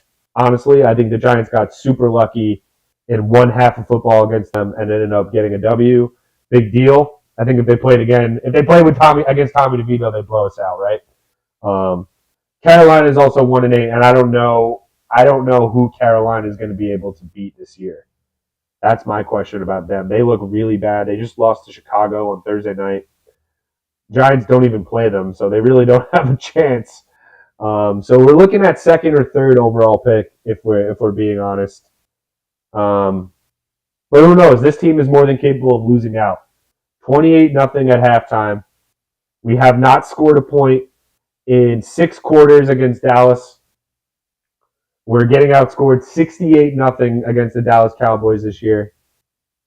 And if you follow me at all, if you follow any of my content, any of my Giants stuff that I've done, I've always said in every one of these streams, I cannot take the Giants seriously until we stop getting our doors blown off by Dallas or Philadelphia. Obviously, I didn't expect to just get our doors blown off by every team we play this year, right? But that's looking like the case. And it has never looked more the case than how bad we look against Dallas and Philadelphia. We have never been this non-competitive against division opponents in my lifetime. The fact that we have to play Philadelphia 2 times still is sickening. Julie, yeah, I think if Dallas wanted to, they could beat us 70-0 today. 10 seconds left in the half. Giants down 28-0. What do? Take a knee, baby. Take a knee. Get us into the half. Stop the bleeding. Unbelievable. I don't think we score in this game. Julie. The plus 17 spread was generous. Exactly. You're 1,000% right. We have no chance. The minute we woke up this morning, we had no chance, and it's solidified. Dak Prescott has 239 passing yards in the first half. You can't blame Tommy DeVito for that. Oh, yeah, time of possession, whatever. Dallas has had the ball the whole half. This defense isn't playing well either. Dallas is dominating us from start to finish. Trenches, secondary, receivers, quarterback, everything. Defensive line, Giants are getting nowhere near Dak. He has all day to throw the ball. It is what it is. We knew this already. We knew this was going to be a loss. We just, like I said a million times, we want to be surprised every once in a while with something good happening. You know, we're still fans at the end of the day. We're going to watch our team play. This is so hard to watch. This is the hardest sport. This is the hardest team I've ever had to watch. Yeah, Dallas can. It's up to them based on how much they want to blow us out by today. Because we can't pick up a first. So it gets real ugly in the NFL when you can't eat up more than 30 seconds holding the ball. And that's what the Giants are dealing with right now. It is what it is. I really appreciate anybody popping in today, hanging out with me. You have no idea. The chat interaction has been awesome so far. We got a female-dominated chat today. I'm loving it. Layla, Karen, Julie, loving to see everybody in the chat popping through, getting us through this Sunday with MHT. This is free therapy for Giant fans every week. So anybody who joins, you're welcome. The invoice will be in the mail for 0.00. All right. I'm going to take a little bit of a break, get some water, use the bathroom again, make sure we're recharged so I can just rant my face off for probably another hour and a half to 2 hours of this Giant team. So hit that thumbs up while we're waiting. Go get yourself a snack, order yourself some food, because this is the place to be for the remainder of the 4:30 slate. Who knows? Maybe I'll turn my attention to another game. I doubt it. These games suck. All of them suck. So we'll take a little bit of a break. We'll recharge the batteries, and we'll be back in about 10 minutes. Hang tight.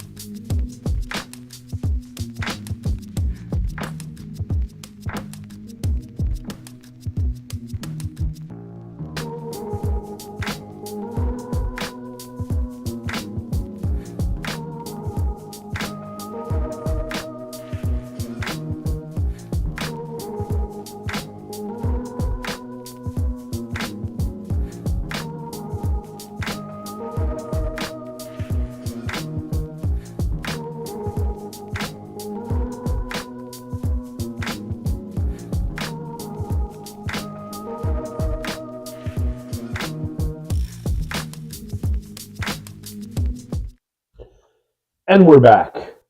Why are we back? Because of you people. Because I cannot leave you people in the wilderness without knowing what's going on and without knowing how to discuss this NFL debacle that we're seeing here with the Giants. Like, this is the second most expensive franchise in the NFL. And let's just call a spade a spade. I was thinking about it all during halftime. The Giants are one of the worst organizations in the NFL since 2011. They just are. Since that last Super Bowl, and it's a Super Bowl, and we're always going to be able to clutch that and hold on to that and just brag about that to other teams, the Cowboy fans, to the Jet fans.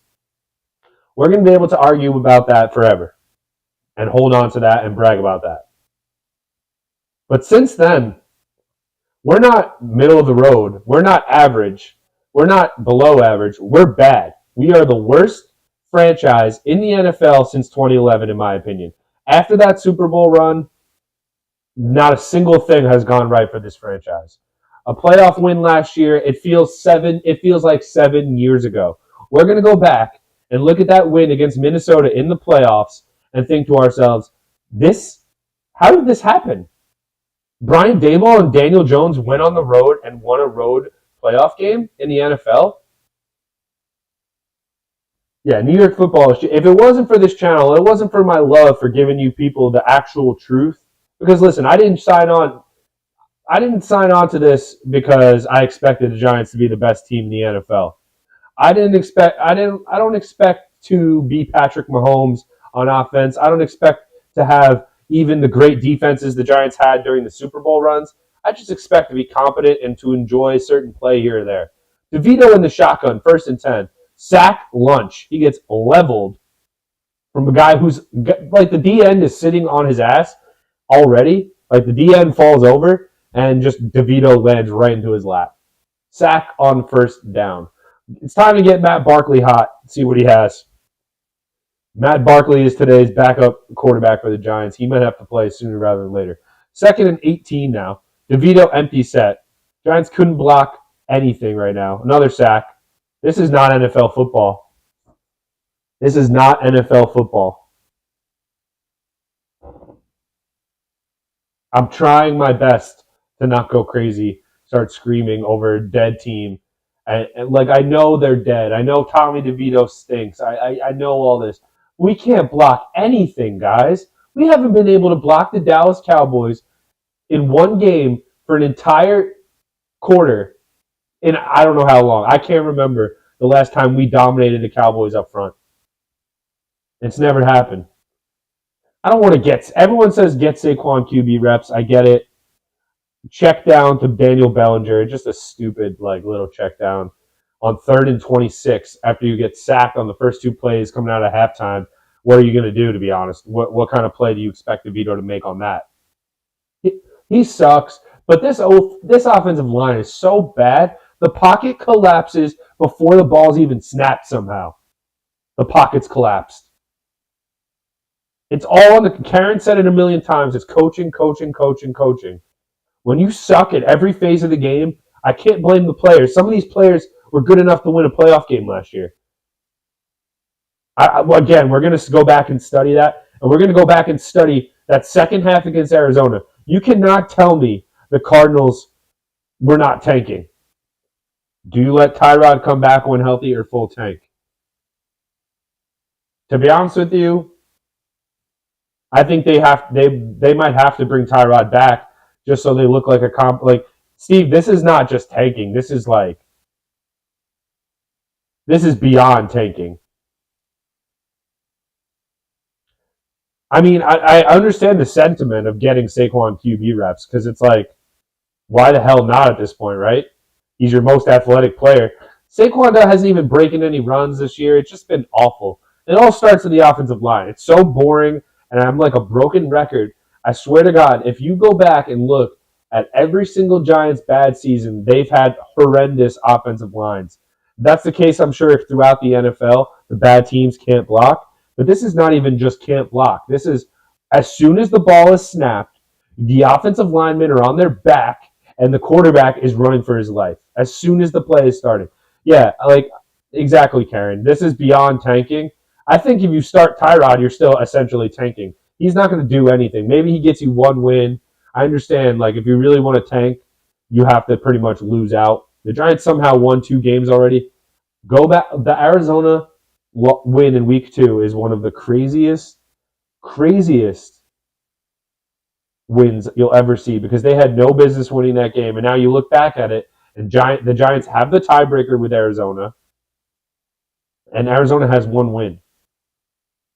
Make sure you hit that thumbs up. You guys already saw me half pretend to cry, but I will start to cry if we don't get that 20. If we don't hit that 20 mark, you ever just see a number and just like, I want it to be even. If we get to 20, I'll shut up. Also, make sure you're subscribed to the channel. You want me to do more streams? If you want me to do one of your team's big games, there's a chance I will do it. I'll just play by play, give you my reaction, and we'll talk about it as neutral sports fans. But make sure you're subscribed. Again, this is torture. I have the tape. I already taped my eye open earlier in the stream. It didn't give me the effect I wanted. I didn't go out and buy duct tape because I thought that was a little bit too much. Yeah, Steve, the Knicks look good. I got to be honest. Since R.J. Barrett has come back, he missed 2 games. Since he's come back, they look like a legit team. I think they have a legitimate chance at that 4 seed, and then whatever. You say what you want, but 4 seed is legit in the NBA. I'll take that. Yeah, it's so annoying that the Jets are playing on Sunday Night Football against the Raiders. That is just a dog shit game. Sorry. The Cowboys run an end around to Tony Pollard. Now they're just taking the piss. And this is what can happen. If you're a Giants fan, I just cannot sit here and let the Dallas Cowboys Harlem Globetrotter us off the field. This defense at least needs to show some balls and keep getting off the field and keep this from being 50-0. Stop the run. And if Dak Prescott is going to throw for 600 yards today, whatever. But you have to stop the run. You cannot sit here and get gashed up the middle by Tony Pollard for the rest of the second half. I won't allow it. I can't stand for it. 2nd and 9 for Dak and the boys after the failed end around. Dak almost throws a pick, throws it behind CeeDee Lamb. I'm not sure if it went through Nick McLeod's hands or if it was just behind everyone. Terrible throw from Dak. Yeah, Knicks look good. 4th seed is possible. I totally think a 4 seed is a realistic expectation. It's really what the Knicks should get. Now Miami loses Tyler Hero for a couple weeks. I think Miami is probably actually, it's hard for me to sit here and say the Knicks are better than Miami based on what we saw last year in the playoffs and based on the regular season because Miami did not play well last regular season either, and they ended up zombieing through Bucks and the Knicks and the Celtics. So Dak checks it down to Jake Ferguson. The Cowboys will be short. Are they going to go for it and just keep running it down our throats? Steve says, I think if RJ plays well and Randall gets it going, a 3 seed is possible because Cleveland won't be up top this year, I think. Yeah. A 3 seed would be big. A 3 seed would be big. A somewhat easy first round series would be big. But let's not get ahead of ourselves. The one thing I will say about the Knicks Stars, the Knicks Stars tend to play more than the other teams in the top of the East stars. If Dame is a little banged up, he's not playing. If Giannis, same thing. It looks like the Celtics are on a warpath. I'm just going to chalk them up to being probably the best team in the East this year. I know the Sixers beat them the other day. It is what it is. I think over the long haul, the Celtics will have a better record than the Sixers. I think the Celtics will get the 1 seed in the East. That starting lineup is really potent. Too many guys that can just get scorching hot. We're talking hoops. I love it because you know what? Why would I talk about this game that's going on in front of me? Make sure you hit that thumbs up. Make sure you hit that thumbs up for your boy. If you have another Gmail account, just do it. I need to get to that 20. I need to get to that 20 burger. We had a good amount of people in the stream today. I appreciate that. Always appreciate the interaction. Especially when this team is giving me nothing. The next stream we'll do after this will probably be Knicks Hawks on Wednesday night. I won't be back. I just think I don't want to do another Celtic game. Not because we're going to lose. If we lose, we lose. It's a regular season game against the Celtics after a back-to-back. I'm not going to beat them up no matter what. Just more about want to cover some more teams. Want to watch some more teams on stream. So my opinions are out there of different players and stuff like that. later in the season when games matter, if we play the Boston Celtics in an in-season tournament.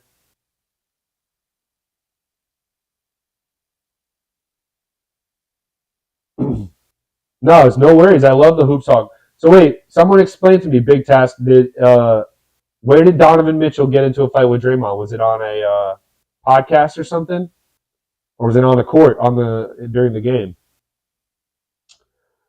Yeah, I mean, it's well documented. He wants to be a Knick. I think if he's a real man of the Knicks and he wants to be a Knick, sign here in free agency. Do not make us empty the clip to trade for you. Because look, the Cavs just did that. The Cavs traded a lot of their future assets to get Donovan Mitchell, and now you look at it and they're not anything that you would consider a championship contender in the NBA. Last night during the game. Oh, okay. So they just fighting, and that's what everyone assumes they were talking about, or did it come out later that he made a Knicks comment or something like that?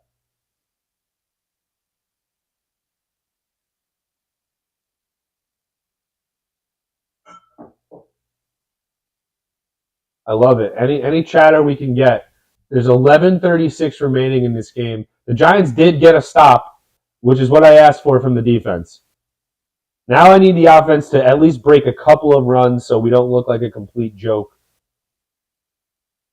Barkley puts his foot in the ground. There's the run I was asking for, somewhat. He gets about 14 on first down, and of course there's a flag, and then of course it'll come back. You can't make this up. Enough with Cam Thomas, Steve. Enough. Enough. Oh, wow. Flag on the defense. So Giants easily their best play of the day. Hand off to Barkley. Defensive holding as well by Osa Odigizua. Enough with the Cam Thomas stuff. Talented scorer, but playing with him, he has a lot of Jordan Poole in him. Let's put it that way. All right, maybe he's slightly better at getting to the basket, getting fouled than Jordan Poole, but DeVito all day to throw. Airs went out to Isaiah Hodgins for a first down, and there's a flag. It looked like offensive pass interference on Isaiah Hodgins. I mean, he just shoved the DB. Oh, okay. Gotcha, Big Task. I figured. Oh, they're going to call it defensive? The refs are going to get involved in this.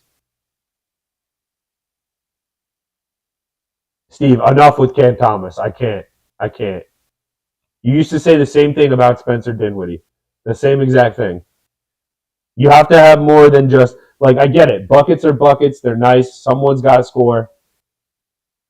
Cam Thomas, when he's 6 for 20, his shots are horrible shot selection, and everyone on his team is standing around watching, and they know when he gets into ISO mode, they're not going to see the ball.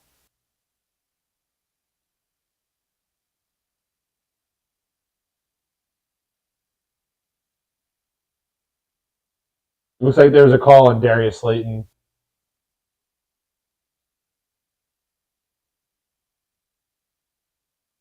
You're allowed to like Cam Thomas, but you got to chill. You got to chill with him. Don't make me not like him, you know what I mean? Because once you start up-talking somebody too much, then I have to start, looking at the real facts. I don't think he plays winning basketball. I think he, at this point in his career. Barkley makes a couple of nice moves, gets about 7 or 8. Don't all stars do that play ISO ball? Not to that degree. They pick their spots and they're efficient. Cam Thomas, it's you watch the game and he's going to take 20 shots regardless. That's what I mean by impacting winning. DeVito steps up in the pocket. He has a lot of green grass. There's another flag. It's definitely going to be a hold on the Giants. No doubt.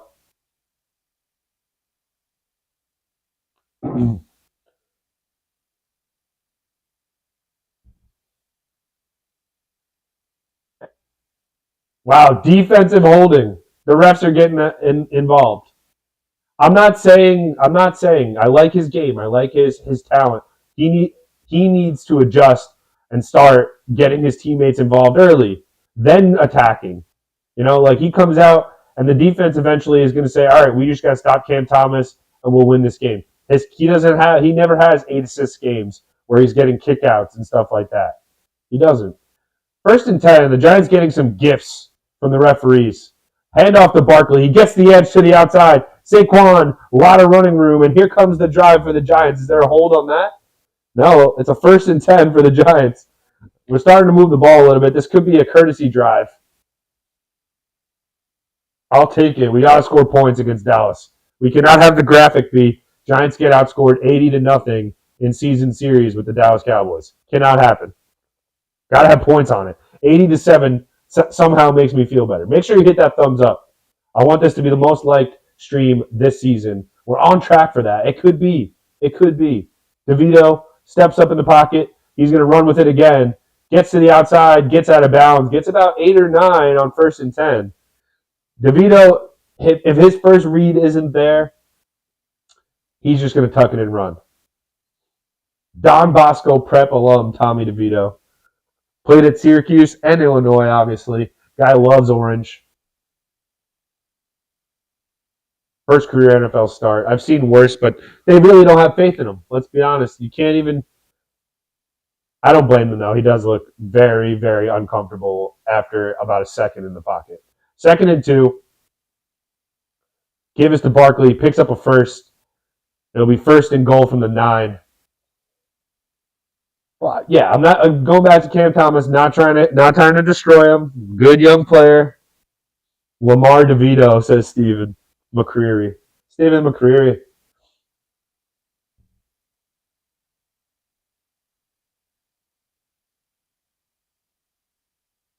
Let's punch it in. Why not?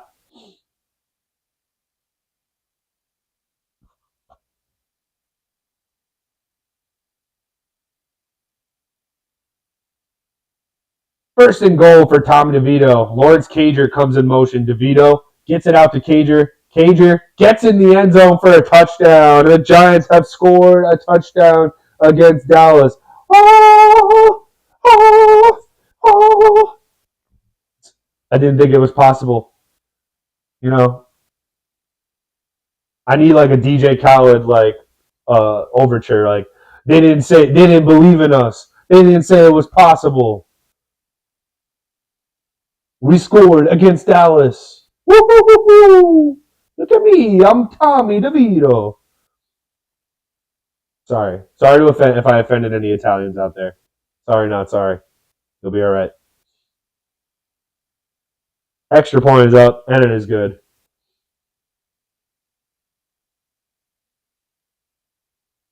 So you're saying there's a chance, Tommy. Let's be honest. There's a flag on the extra point.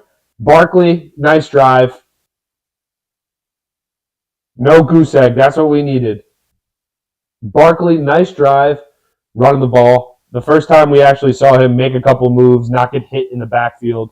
It looked like Dallas was playing a softer defense. Personal foul on Dallas as well. The referees getting involved too. Let's not lie. The referees were pretty involved in that first drive of the half for the Giants and the second one. We'll see. 28-7. Are we getting greedy? 28-14, and I start to feel delirious. Feel like we're just like a Super Bowl ready team. We score on 2 drives in a row. Let me not get greedy.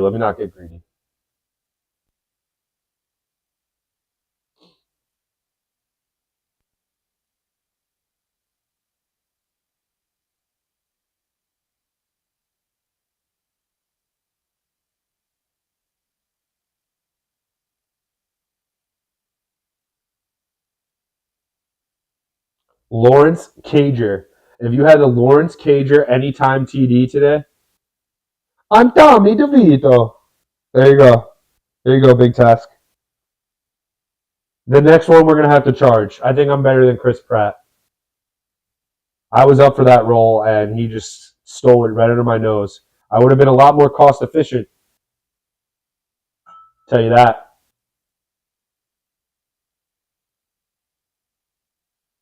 I'm Tommy DeVito. I don't know. Sounds pretty good.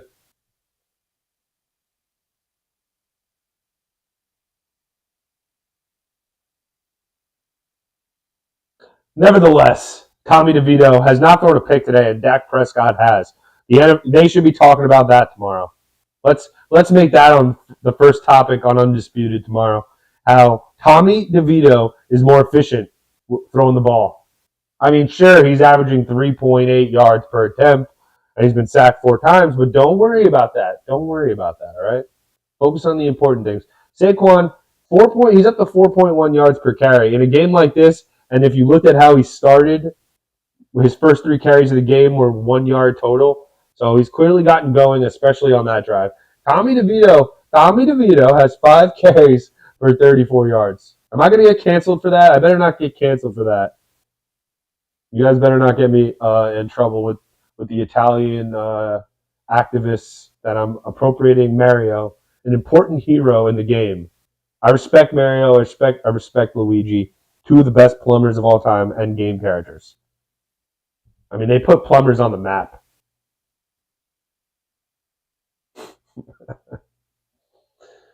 Oh, great. Barkley's getting some ankle attention now. Unbelievable. Why can't we just turn around and Barkley's just standing up completely fine after a touchdown? They kick it off. Rico Dowdle returns the kick.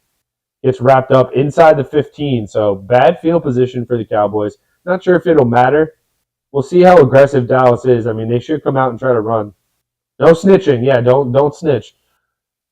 I don't know who you could tell. If you're gonna tell someone, tell 1,000,000 people, so then we can get our subscriber count up, and I can get more than 20 likes. Big task. If you're gonna snitch, tell it to the mountains. Tell it to the whole world. Your boy might have had some extra coffee today. I don't know, a little bit more jacked up. Might have been well rested. Who knows? 28-7. Dak takes over at his own 15. Play action fake. They just dump it off to CeeDee Lamb in the flats. They keep getting CeeDee Lamb in motion, and he's so much faster than the rest of this Giants defense, or it's just the misdirection of their offense. You have to react to some of these fake handoffs, and Dak's just getting out into the flats, running to the right. Terrible tackling from the Commanders. They look like they're tanking as well. And the sad thing is they're like 4-5. Seattle just big run for Kenneth Walker, the third. Or is it the second? Is he the third or the second? I forget. The pitch is to Rico Dowdle, who's been running well today. Another good run from him. He gets 8 or 9, picks up a first. I started him in a league. He's playing well for me. Hasn't scored, but I had a feeling this would be a game where we would see a lot of the backup running back for the Dallas Cowboys. Whoever that would be, whoever RB2 was for Dallas this week, you have to figure the game script would call for a possible chance for the backup running back. And if you had some bye weeks like your boy did, I think it's a good ad. He's only got 5.8 points, but 58 yards on the ground, limited carries. Not too shabby.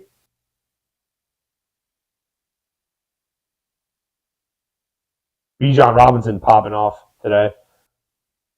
1st and 10, they dump it off into the flats.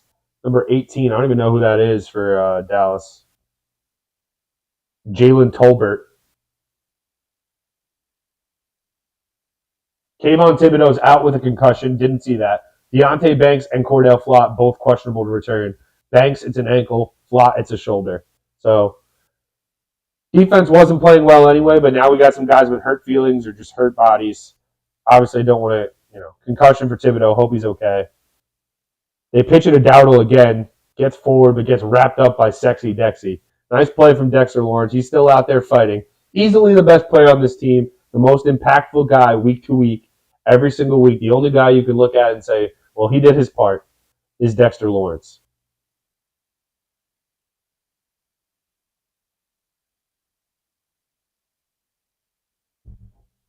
Third and 5 for Dallas. Hey, who knows? Maybe the Giants can make a play here, get off the field. Tommy DeVito can drive down the field again. You know what I'm saying? Capiche? 3rd and 5. Dak in the shotgun. Drops back. Giants get no pressure. Dak all day to throw. Dime over the middle. And guess who? CeeDee Lamb. He is doing whatever he wants.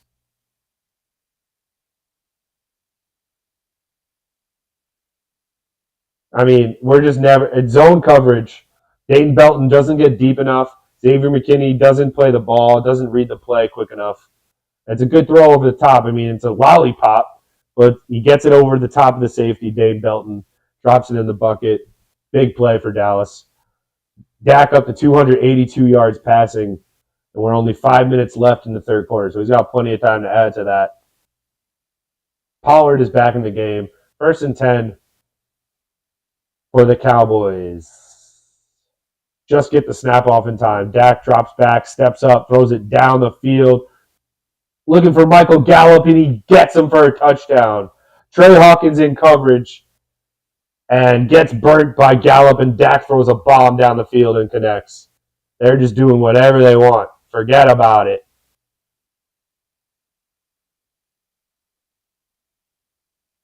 Great throw from Dak. Trey Hawkins just burnt down the sideline. Burnt toast. Obviously, Deonte Banks not playing, injured.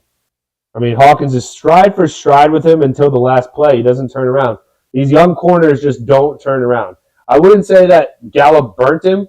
He does have him by a stride, but Gallup is just the one that turns his head, and Trey Hawkins is just running with the receiver, not turning around at the last second, not reading the receiver. And just like that, they're back up 35-7. So it was nice while it lasted. But that's that. Make sure you hit that thumbs up. We're still at 18. I need to get to 20. If you're just popping in for a second, give me a courtesy like. Make sure you're subscribed to the channel. We're gonna do more NFL games, I think, later in the year. I think I'm gonna have to do. I think the San Gennaro, Karen. I think what Big Task is referring to is the festival in Manhattan. But if I'm wrong, maybe he's talking about an actual village in Italy, and the only reason I'm assuming he's talking about the festival is because he said to the San Gennaro. If he said to San Gennaro, I would have been, yeah, the festival in downtown New York. A lot of Italian food. Tommy DeVito is going to be working a booth at that festival in a couple of months, unfortunately. At least Tommy DeVito is going to be able to show this tape. Tommy DeVito has 2 NFL passing touchdowns. Don't you forget it. He threw one last week, and he threw another one this week. Say what you want. We'll take what we can get. The ceiling is the floor, if that makes sense for this team. So as high as we can go is the floor. We're living below the ground. We don't have a sack today. We don't have a tackle for loss. We have 1 interception from Cordell Flott, just a terrible throw from Dak. Otherwise, Dak has been literally immaculate in this game. CeeDee Lamb has 130 yards receiving, and he has a jet sweep touchdown. So if you have CeeDee Lamb, you have Brandon Cooks. It's a good week to own any Cowboys receiver, essentially, because Dak's spreading it around. Yeah, Tommy DeVito is going to be working at the San Gennaro Festival before you know it.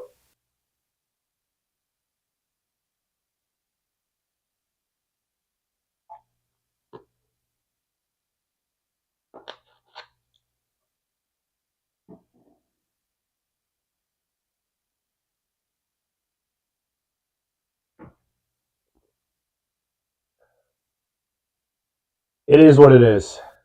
I just want the clock to move faster. It feels like a sundial is the game clock for Giants Cowboys today.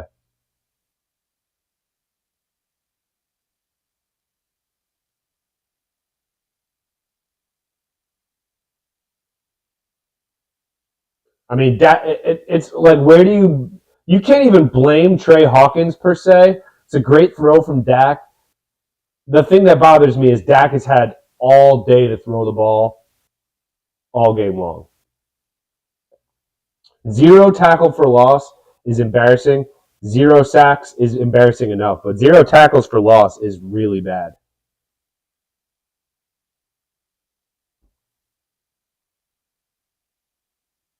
$35-7. Yeah, I get it, Tommy. I get it, buddy. I would not. If Tommy DeVito wanted to come on here and actually try to sun me, it would never happen. It would never happen. He'll be working. He'll be working construction in 4 months, or working back at Syracuse, which is great. I'm happy for you.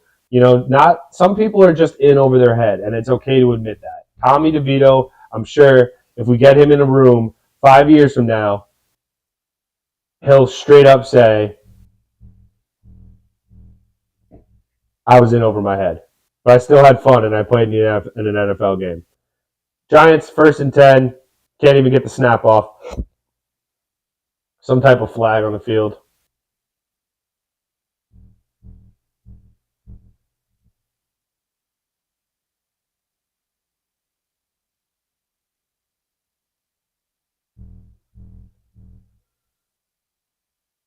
I'm not sure what they're saying to Slayton.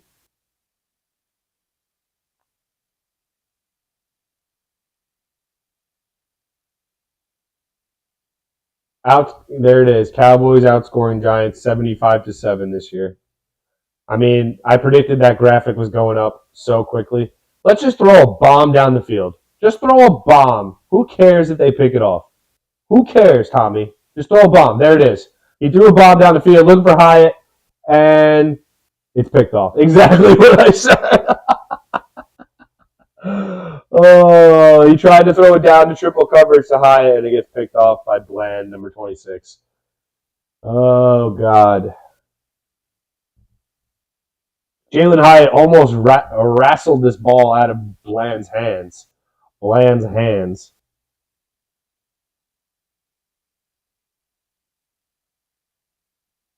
I mean, I applaud the effort.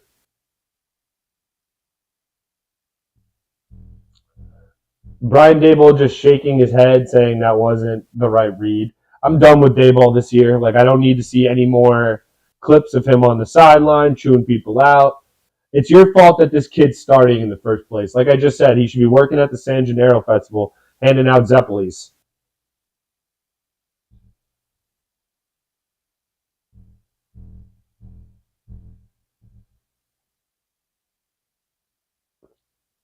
I'm not sure if Karen's leaving, but I think she said she has to go to the San Gennaro. We're getting our lines crossed in the chat here. Big Task and Karen, let's get it together. I'm just kidding, but let's get it together. 35-7, 2nd down after the DeVito pick. Are you guys having turkey for Thanksgiving? Of course. What else does one have on Thanksgiving? I would order pizza on Thanksgiving if it was socially acceptable. You're telling me, all right, as an appetizer, you show up with like 3 pizzas. People won't eat them. Just food for thought and food for food. Hand off to Tony Pollard right up the middle. He breaks a tackle, gets upended by Jason Pinnock.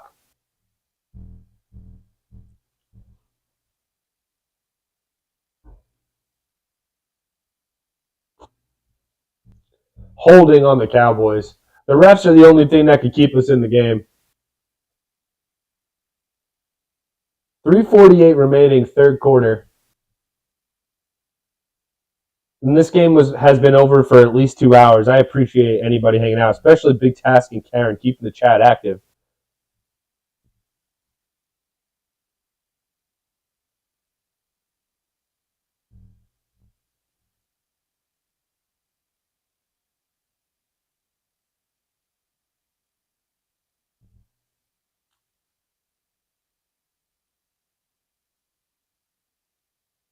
.348 remaining, 3rd quarter. I'm going to keep pointing out the time because I keep wanting it to move, and somehow the referees keep telling me the clock is stopped. 2nd and 14 after the holding penalty. Dak takes a step up, takes a shot, gets hit as he throws, still completes to Brandon Cooks. It's just like our defensive backs are not turning around at all, and Dak has acres of space to throw the ball into. It's not like these are tight window throws. They're accurate down the field throws. He got destroyed by Dexter Lawrence. Oh my God. They might have to take Dak out. Brandon Cooks is having a day. If you started Brandon Cooks, good for you. I mean, it's a great throw from Dak. He took a shot and got destroyed from Dexter Lawrence. Literally looked like a Roman Reigns spear at WrestleMania. Hit that thumbs up if you're just popping up for a second. We are one like away from the like goal of the day. I don't ask for much. My bar is at the floor. I'm streaming the Giants and the Cowboys when the Giants were 14-point underdogs coming into today. I knew what I was getting myself into, but at least you could do is hit that thumbs up for your boy. Let's hit that like goal. 20 likes. That's poverty. That's a poverty amount of likes. I don't care. I still need to get it. Brock Wright, touchdown. Wow, what a game developing Detroit and San Diego, LA. The Chargers are down 38-31 at home against Detroit. But that's the game to watch. If you're a neutral, that's the game you should be enjoying. If you're not a Cowboy fan, if you're not a Giant fan, flip to that because that is the game to watch. This is horrible football from the Giants. The referees are the only thing keeping us in the game. And even then, Dak will just throw it 50 yards down the field on the money right now. He's just doing whatever he wants. 1st and 10 for the Cowboys. They did earn a timeout. Burn a timeout. Excuse me. Hand off to Pollard. He gets wrapped up at the line of scrimmage for no gain.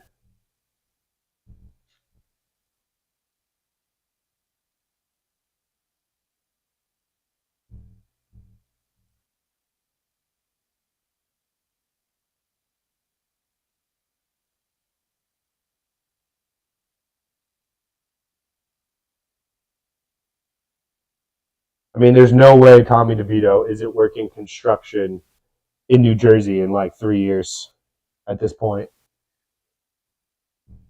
Right? Dak almost throws a pick. It's broken up by the receiver. I don't know who number 21 is, but he's jacked up. He almost gets a pick. Is it Javarius Owens?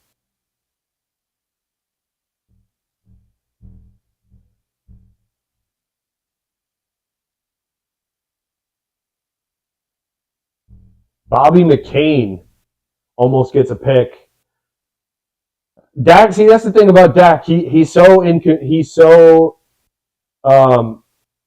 a rhythm quarterback, and then the rhythm stops when he starts to feel himself too much, and he just starts to make you don't need to force throws in this game. You're up.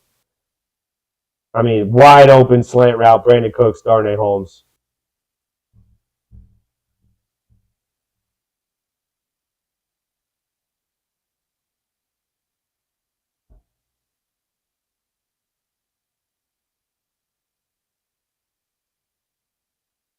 I mean, Darnay Holmes is just being cooked all game long. Brandon Cooks looks like Tyreek Hill today.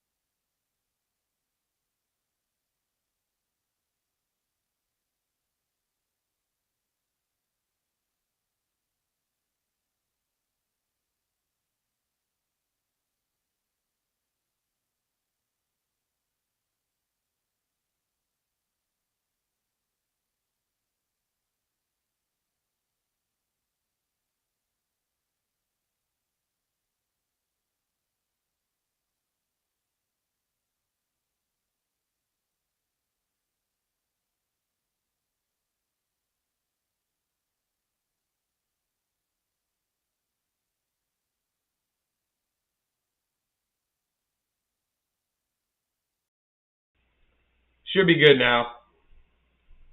We should be good. Make sure we can hear me. All good. The mic just died because the Giants season died 7 months ago. And the mic was trying to tell me to just end the stream. That's really what they were trying to tell me to do. Why am I doing a Giants game when they can't score.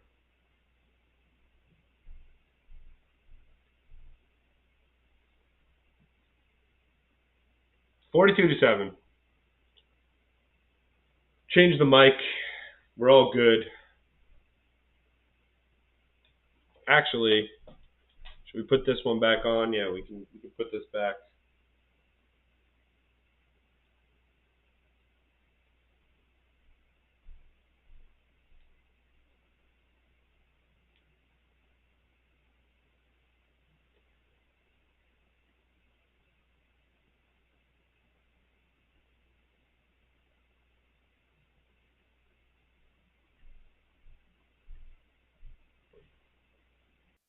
All right, that should be good. Yeah, the game keeps getting worse. I'm just happy we scored. The gang is all here. Shout out to everybody in the chat today. I appreciate you guys. We're starting to get a little bit of a squad. Big Task and Karen, I appreciate. Big Task, regular attender. Karen starting to become a regular. Love to see that. Layla, not the first time we've seen you in the chat as well. Appreciate you guys popping in on this Sunday afternoon when the Giants stink. So really, in my opinion, if you're going to watch the game, you might as well watch the MHT stream because there's no sense watching it with zero actual color and comedy like they're doing on Fox. They're just giving you the game. We're giving you the game, and we're giving you the truth about how bad the Giants are.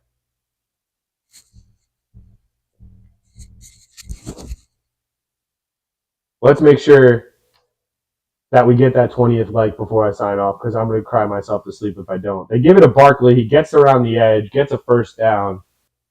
It's to the point where every time we have a good run, I'm just waiting for a flag.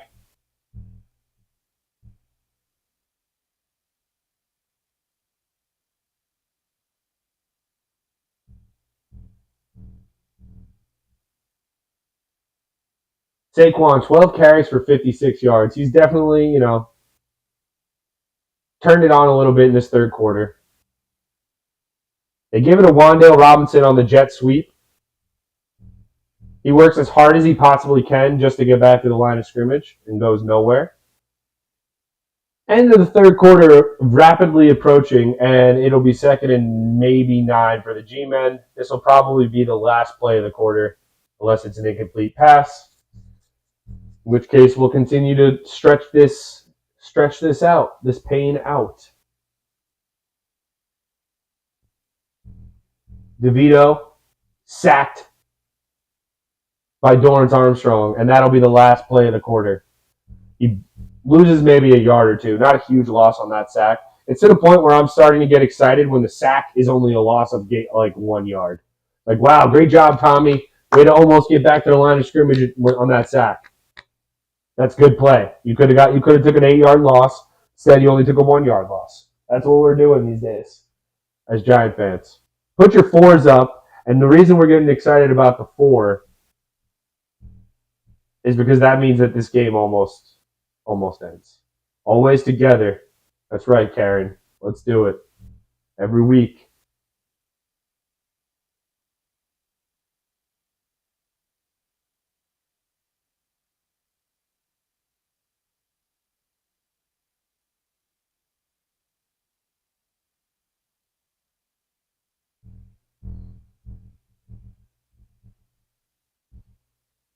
Not much else for me to say, guys.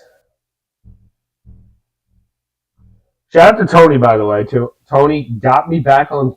First one to call out my broken muted mic, so I appreciate that. We should be all fixed.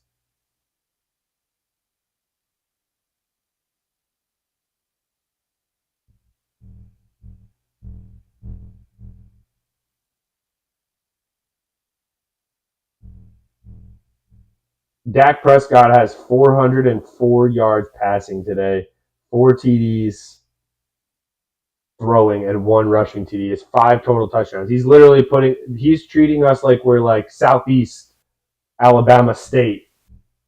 Just made up that school. Probably exists though. If you went to Southeast Alabama State and you happen to see this video, let me know. I'm just curious. Oh, Another rough game. Another game where I'm looking back at it saying, I learned nothing. I learned nothing positive. There's nothing. We honestly took some steps back. Like Deontay Banks got cooked. The defense has only gone backwards. I understand we traded Leonard Williams.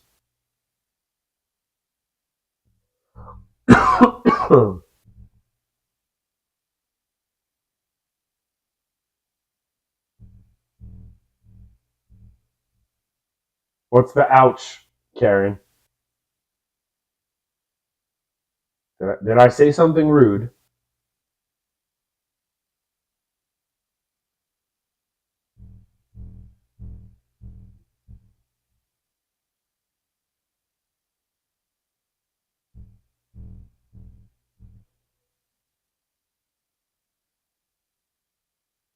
Third and 11 coming out of the break. Fourth quarter has begun. I cannot wait. Guys, I love hanging out with you. I just need something to talk about. There's nothing for me to say. How many different ways can I say that the team stinks? You know? There's not much I can say that's gonna, other than just straight up cracking jokes. DeVito breaks the pocket and just throws it out of bounds. I mean, he's not a bad athlete, Tommy. He looks like he can move. He moves around all right. You've seen him break a couple tackles. He would kill it in the XFL. He would absolutely dominate in the XFL. Micah Parsons goes around Ben Bredesen as if he's not even there. Tommy DeVito does a good job of evading the sack. I'm just happy we're not giving Micah Parsons free sacks now at the end of the game. So we'll see Jamie Gillen back out to punt. If I'm Dallas, I'm taking Dak out of the game. He took a nasty, nasty hit from Dexter Lawrence on the last drive. He has 400 yards passing. Nothing else to prove. Great punt coverage from Gunnar Olszewski. Deuce Vaughn had the audacity to try to field this punt. Yeah, we punted right away. It was 3rd and 11 coming out of the start to fourth quarter. Is Fox about to go to a commercial break here? They are. Unbelievable. 7 seconds and they go to a commercial break. Yeah, all the touchdowns. You want me to talk about all the touchdowns for the Cowboys? We can do that. Just no defense. The number one thing I'm seeing about our defensive backs is that they're playing a lot of back to the football man coverage and just running with the receivers. It's just, I don't know. I know a lot of teams do it sometimes, but it's just like you've given up 173 receiving yards to Brandon Cooks. This is a guy who's been in the league for a long time. This is not the number one receiver. CeeDee Lamb's having a day and a half also, 142 receiving yards, 2 touchdowns total for CeeDee Lamb. Brandon Cooks is 30 years old. He's outrunning your entire defensive backfield. You're supposed to have young corners, young defensive backs with athleticism. We don't have any of that. We don't have a tackle for loss in this game, guys. I don't think you understand how bad that is. I don't think you understand how bad it is to not have a single tackle for loss in a football game. It's hard to do. I bet you if I just look at every game this week, both teams has at least one tackle for loss. Atlanta, multiple tackles for loss. Arizona, multiple tackles for loss. Those are 2 bad teams that are playing at the same time. Detroit and LA, 38-38, so no defense being played. Both teams, multiple tackles for loss. Washington, Seattle, 2 average teams. Guessed it. Multiple tackles for loss for each team. So the Giants are not even getting close to the line of scrimmage on defense. A lot of their corners and defensive backs are not staring at the ball, not getting their head around. This is coaching stuff. It's also lack of talent. Like, it pops off the screen how much more talented Dallas is. They're doing whatever they want. They're playing like Dak is playing like a college QB today. All of his reads are the first read. He has all day to throw it.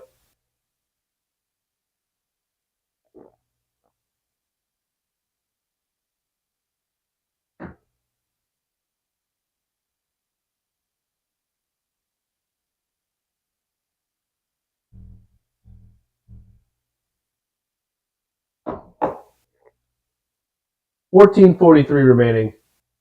Cowboys taking Dak out of the game. Who's the quarterback? Cooper Rush?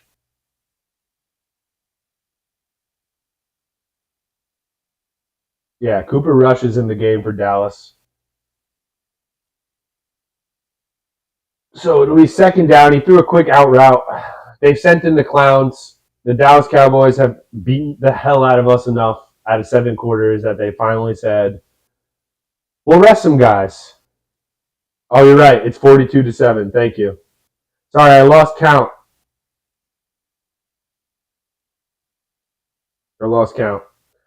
Cooper Rush completes to CeeDee Lamb, who's just padding his stats at this point.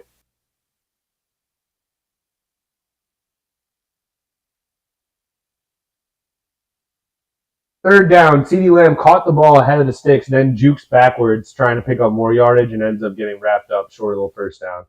I'm sure it won't matter. Rico Dowdle's in the game too, so it looks like Tony Pollard and Dak Prescott are done for the day. I do see, we just saw CeeDee Lamb. It looks like CeeDee's done now as well. So officially backup preseason players in the game for Dallas, which you should never see in the NFL with this much time on the clock.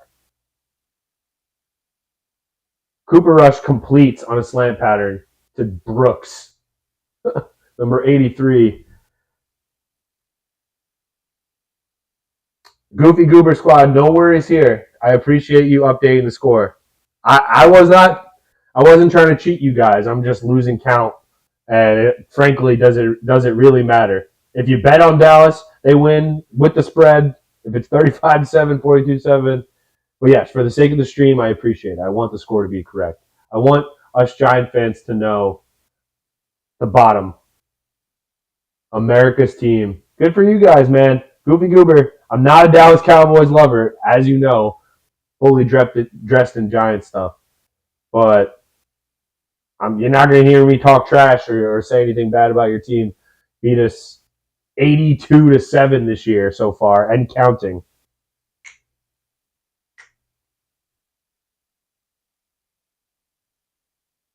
I'd like to, it's almost like you guys didn't have to try today, which sucks for you guys because you're not going to learn anything from it. As a Cowboys fan, you're happy to get an easy win. Don't get me wrong.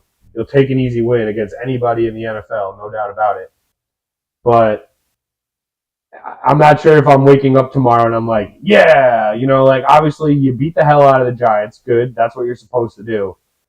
But are you really going to be confident next week, depending on who you're playing? Because this is not an NFL team that the Cowboys beat today. It just isn't. They dump it off to Rico Dowdle in the flats. What comes to your mind when you think of the Giants? Big Task is asking Goofy Goober. I don't even want to hear that answer, Big Task.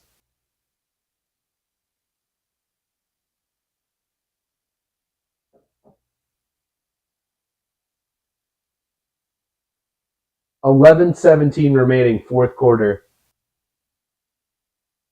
Cooper Rush in the game on 3rd and 9.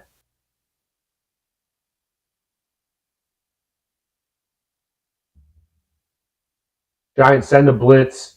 They don't get home, but they do get a pick. Darnay Holmes gets an interception. The Giants have the ball inside the 30. So Cooper Rush gives the Giants a gift.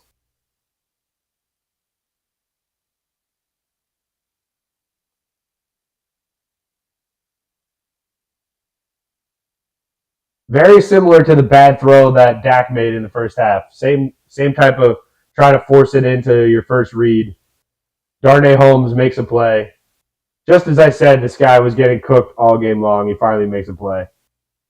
Doesn't matter, though. Game's lost. He already cost us the game by getting burnt all over the field. But he'll take that interception and be happy about it. Giants are acting like they just won the Super Bowl, getting another interception on Cooper Rush. Good field position for the G-Man. Not sure if it matters, though. They're inside the 20. Give us to Barkley. Makes a couple people miss. Falls forward for maybe a first down. We'll see where they spot it. Hit that thumbs up for your boy. If you're just popping in for a second, if you're a Cowboy fan looking for the game or looking for some Giant fan tears, hit thumbs up for a sad Giants fan. Why not? It feels like, as Giant fans, it feels like we did a deal with the devil in 2011, after that Super Bowl, and now we're never going to be good again after getting 2 Super Bowls. 1st and 10 for DeVito and the Giants. They set up a screen to Barkley, and he pretty much tackles himself.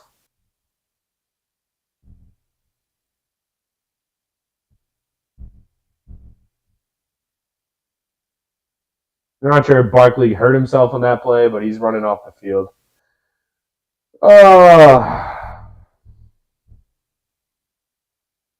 Yeah, Saquon pretty much just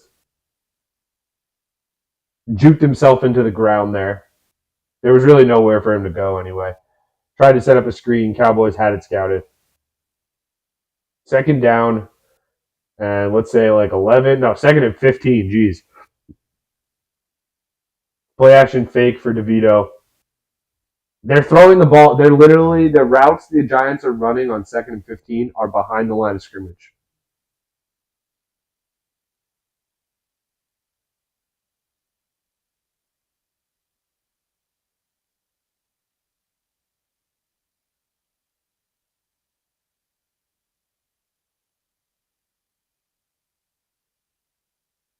Third and 15. The Giants probably just trying not to turn it over here so they can stay in field goal range.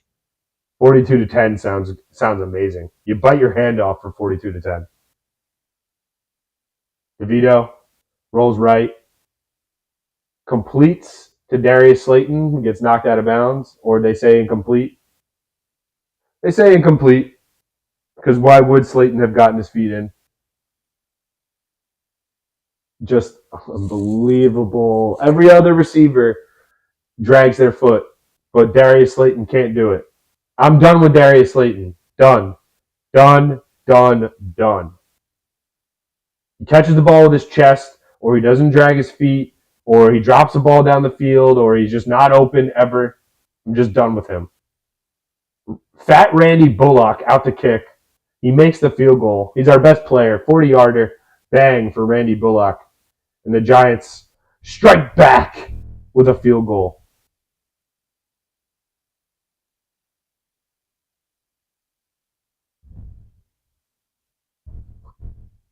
One second, guys.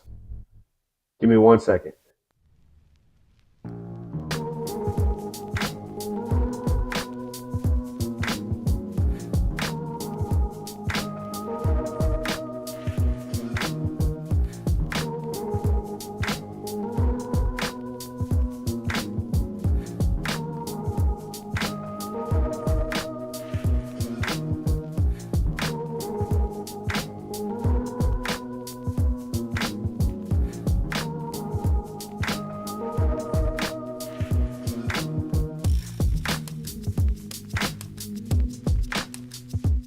All right. Sorry about that. Anyway, yeah, we kicked the field goal, and it's 42-10. Congratulations. We made it to double digits.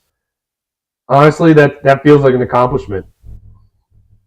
Somehow Tommy DeVito put together a better performance than Daniel Jones in week 1. It's unbelievable.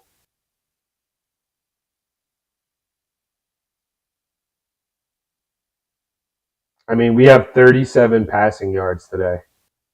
Saquon Barkley, this is something that just cannot be allowed, right? Saquon Barkley, in an offense where you have no receiving game, you have nobody in the receiver in terms of trust in the ability to throw the ball down the field. So Saquon Barkley is your only weapon, right? How does he have 1 catch?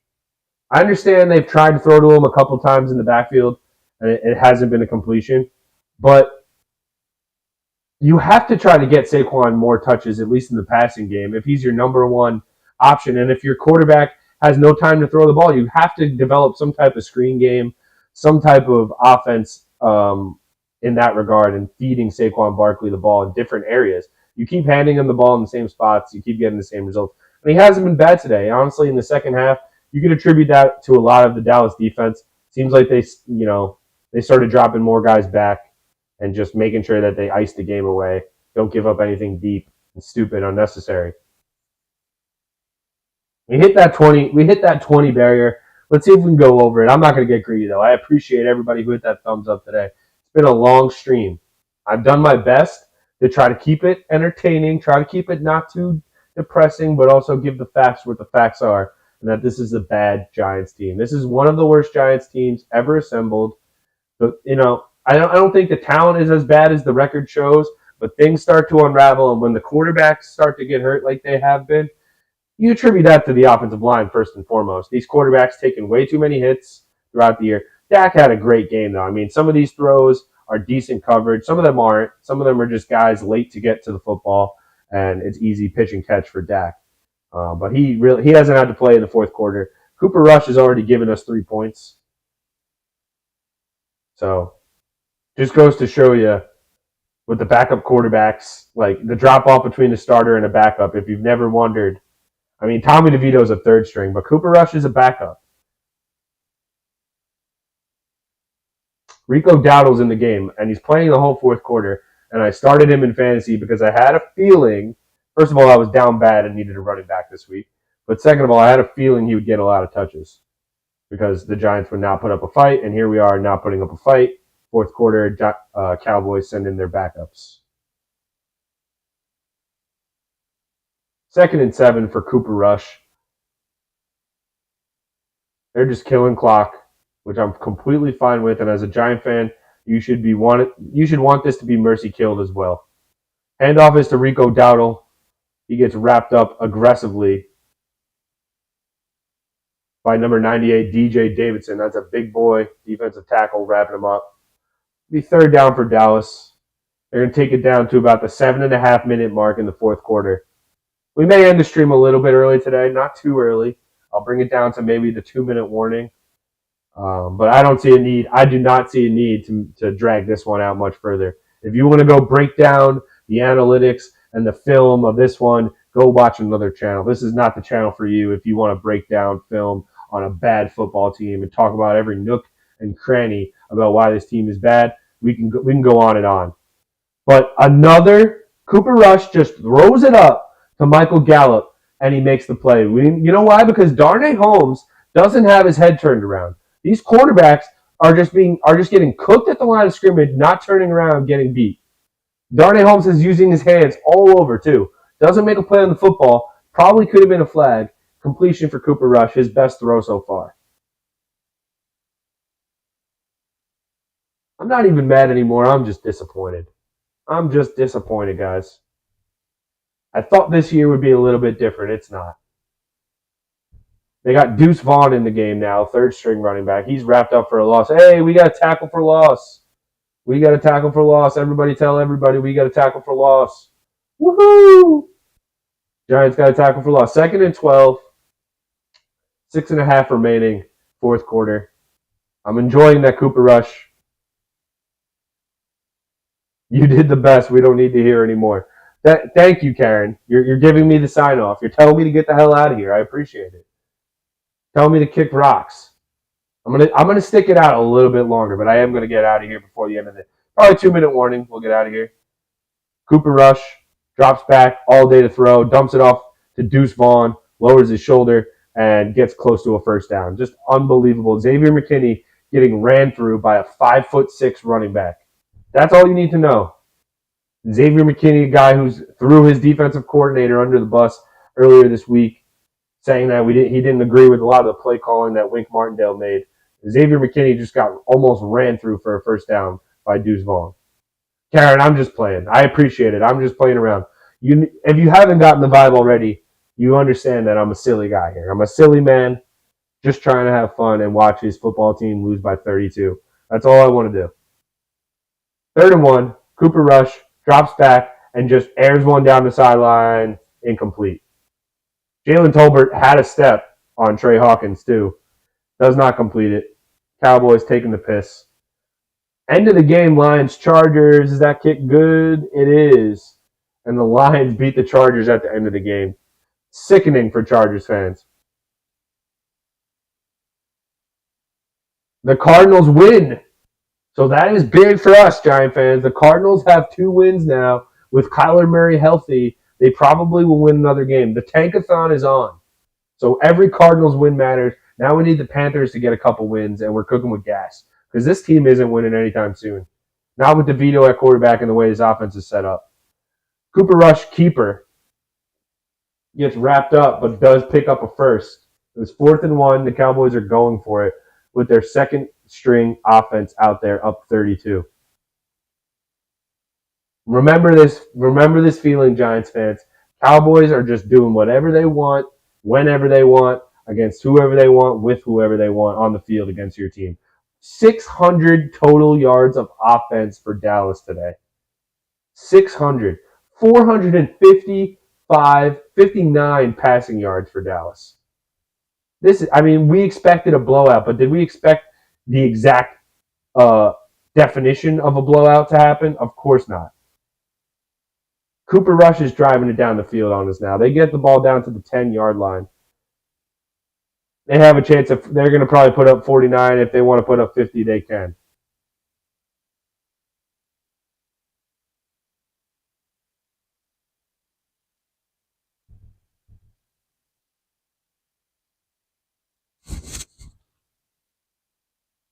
I need a movie. What's a good movie to watch? I don't want to watch a Christmas movie. Don't recommend a Christmas movie to me. I need like a good movie or a good show to watch after this. Completely wrap my mind around something that's not real, because this is really bad. Cowboys are trying trick plays now. The Giants finally get another tackle for loss. McFadden makes a nice play. 2nd down. I'll probably just ride this drive out for Dallas. We'll see what they do, and then end the stream after that. Carrying a big task. You guys are the best. You guys have been great all game long. Keeping me through it. Getting me through it. This was a great stream, to be honest with you. I had a lot of fun. Despite the team sucking, you guys made it solid. We had a good amount of people in the chat today, so it was a lot of fun. Hopefully we get more week after week. That's what we're going to do every single week. You guys will see me here for the Giant games. For the remainder of time, we'll be here calling the games. Handoff is to Rico Dowdle, who I need a touchdown for fantasy purposes. Does he get in? He's in. Touchdown, Rico Dowdle. It doesn't really matter in terms of the game. But, they say 1st and goal. They say he's down? Oh, my God. Of course, I can't even get the fantasy touchdown. What genre? I don't know. Anything good. Have you seen Blue Beetle? I was thinking about renting that. I'm into superhero movies. I'm playing against CeeDee Lamb this week, so that's not fun.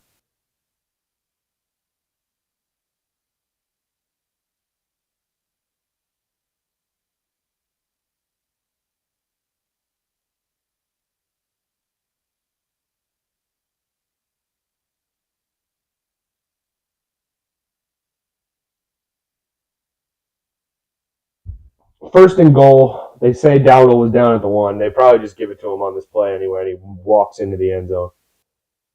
Yes, but we had a lot of fun today. It was a good time despite how bad the Giants are. If you're a Cowboy fan that was just popping in to watch a Giant fan complain and cry, I'm sure you had fun also. I think this was a win-win for everybody involved. It's therapy for Giants fans, and it's comedy entertainment for opposing teams fans that just want to watch me cry and act like their team is good whenever they play the Giants. They give it to Dowdle on the very next play, and he powers into the end zone for a touchdown.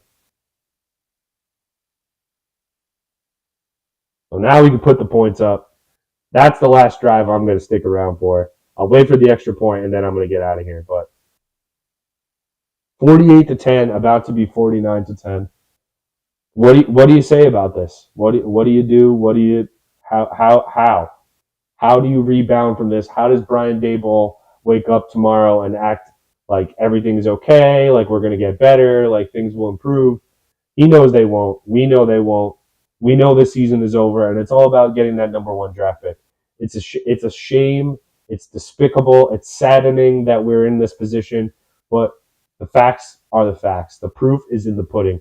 We have lost. We've given up 89, now I can say, 89 points to Dallas in 8 quarters. And it could be more if something happens when I sign off in a second. But 49-10 when we're ending the stream. 49-10.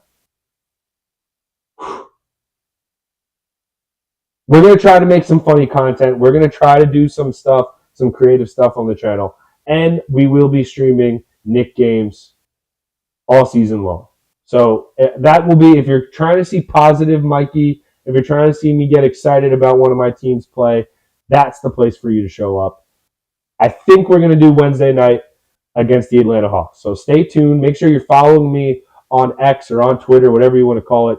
My handle is in the description below. Follow me on there. Make sure you're subscribed to the channel. We're trying to get as many subscribers before the end of the football season as possible. There's all types of channels out there, but is there anybody really giving you the comedy aspect of the Giants during the games? At this point in the season, that's what we need. There's plenty of people that act like they're film experts, former coaches, scouts, all this stuff. Your boy is here for comedy purpose and comedy relief. So that's why we're here.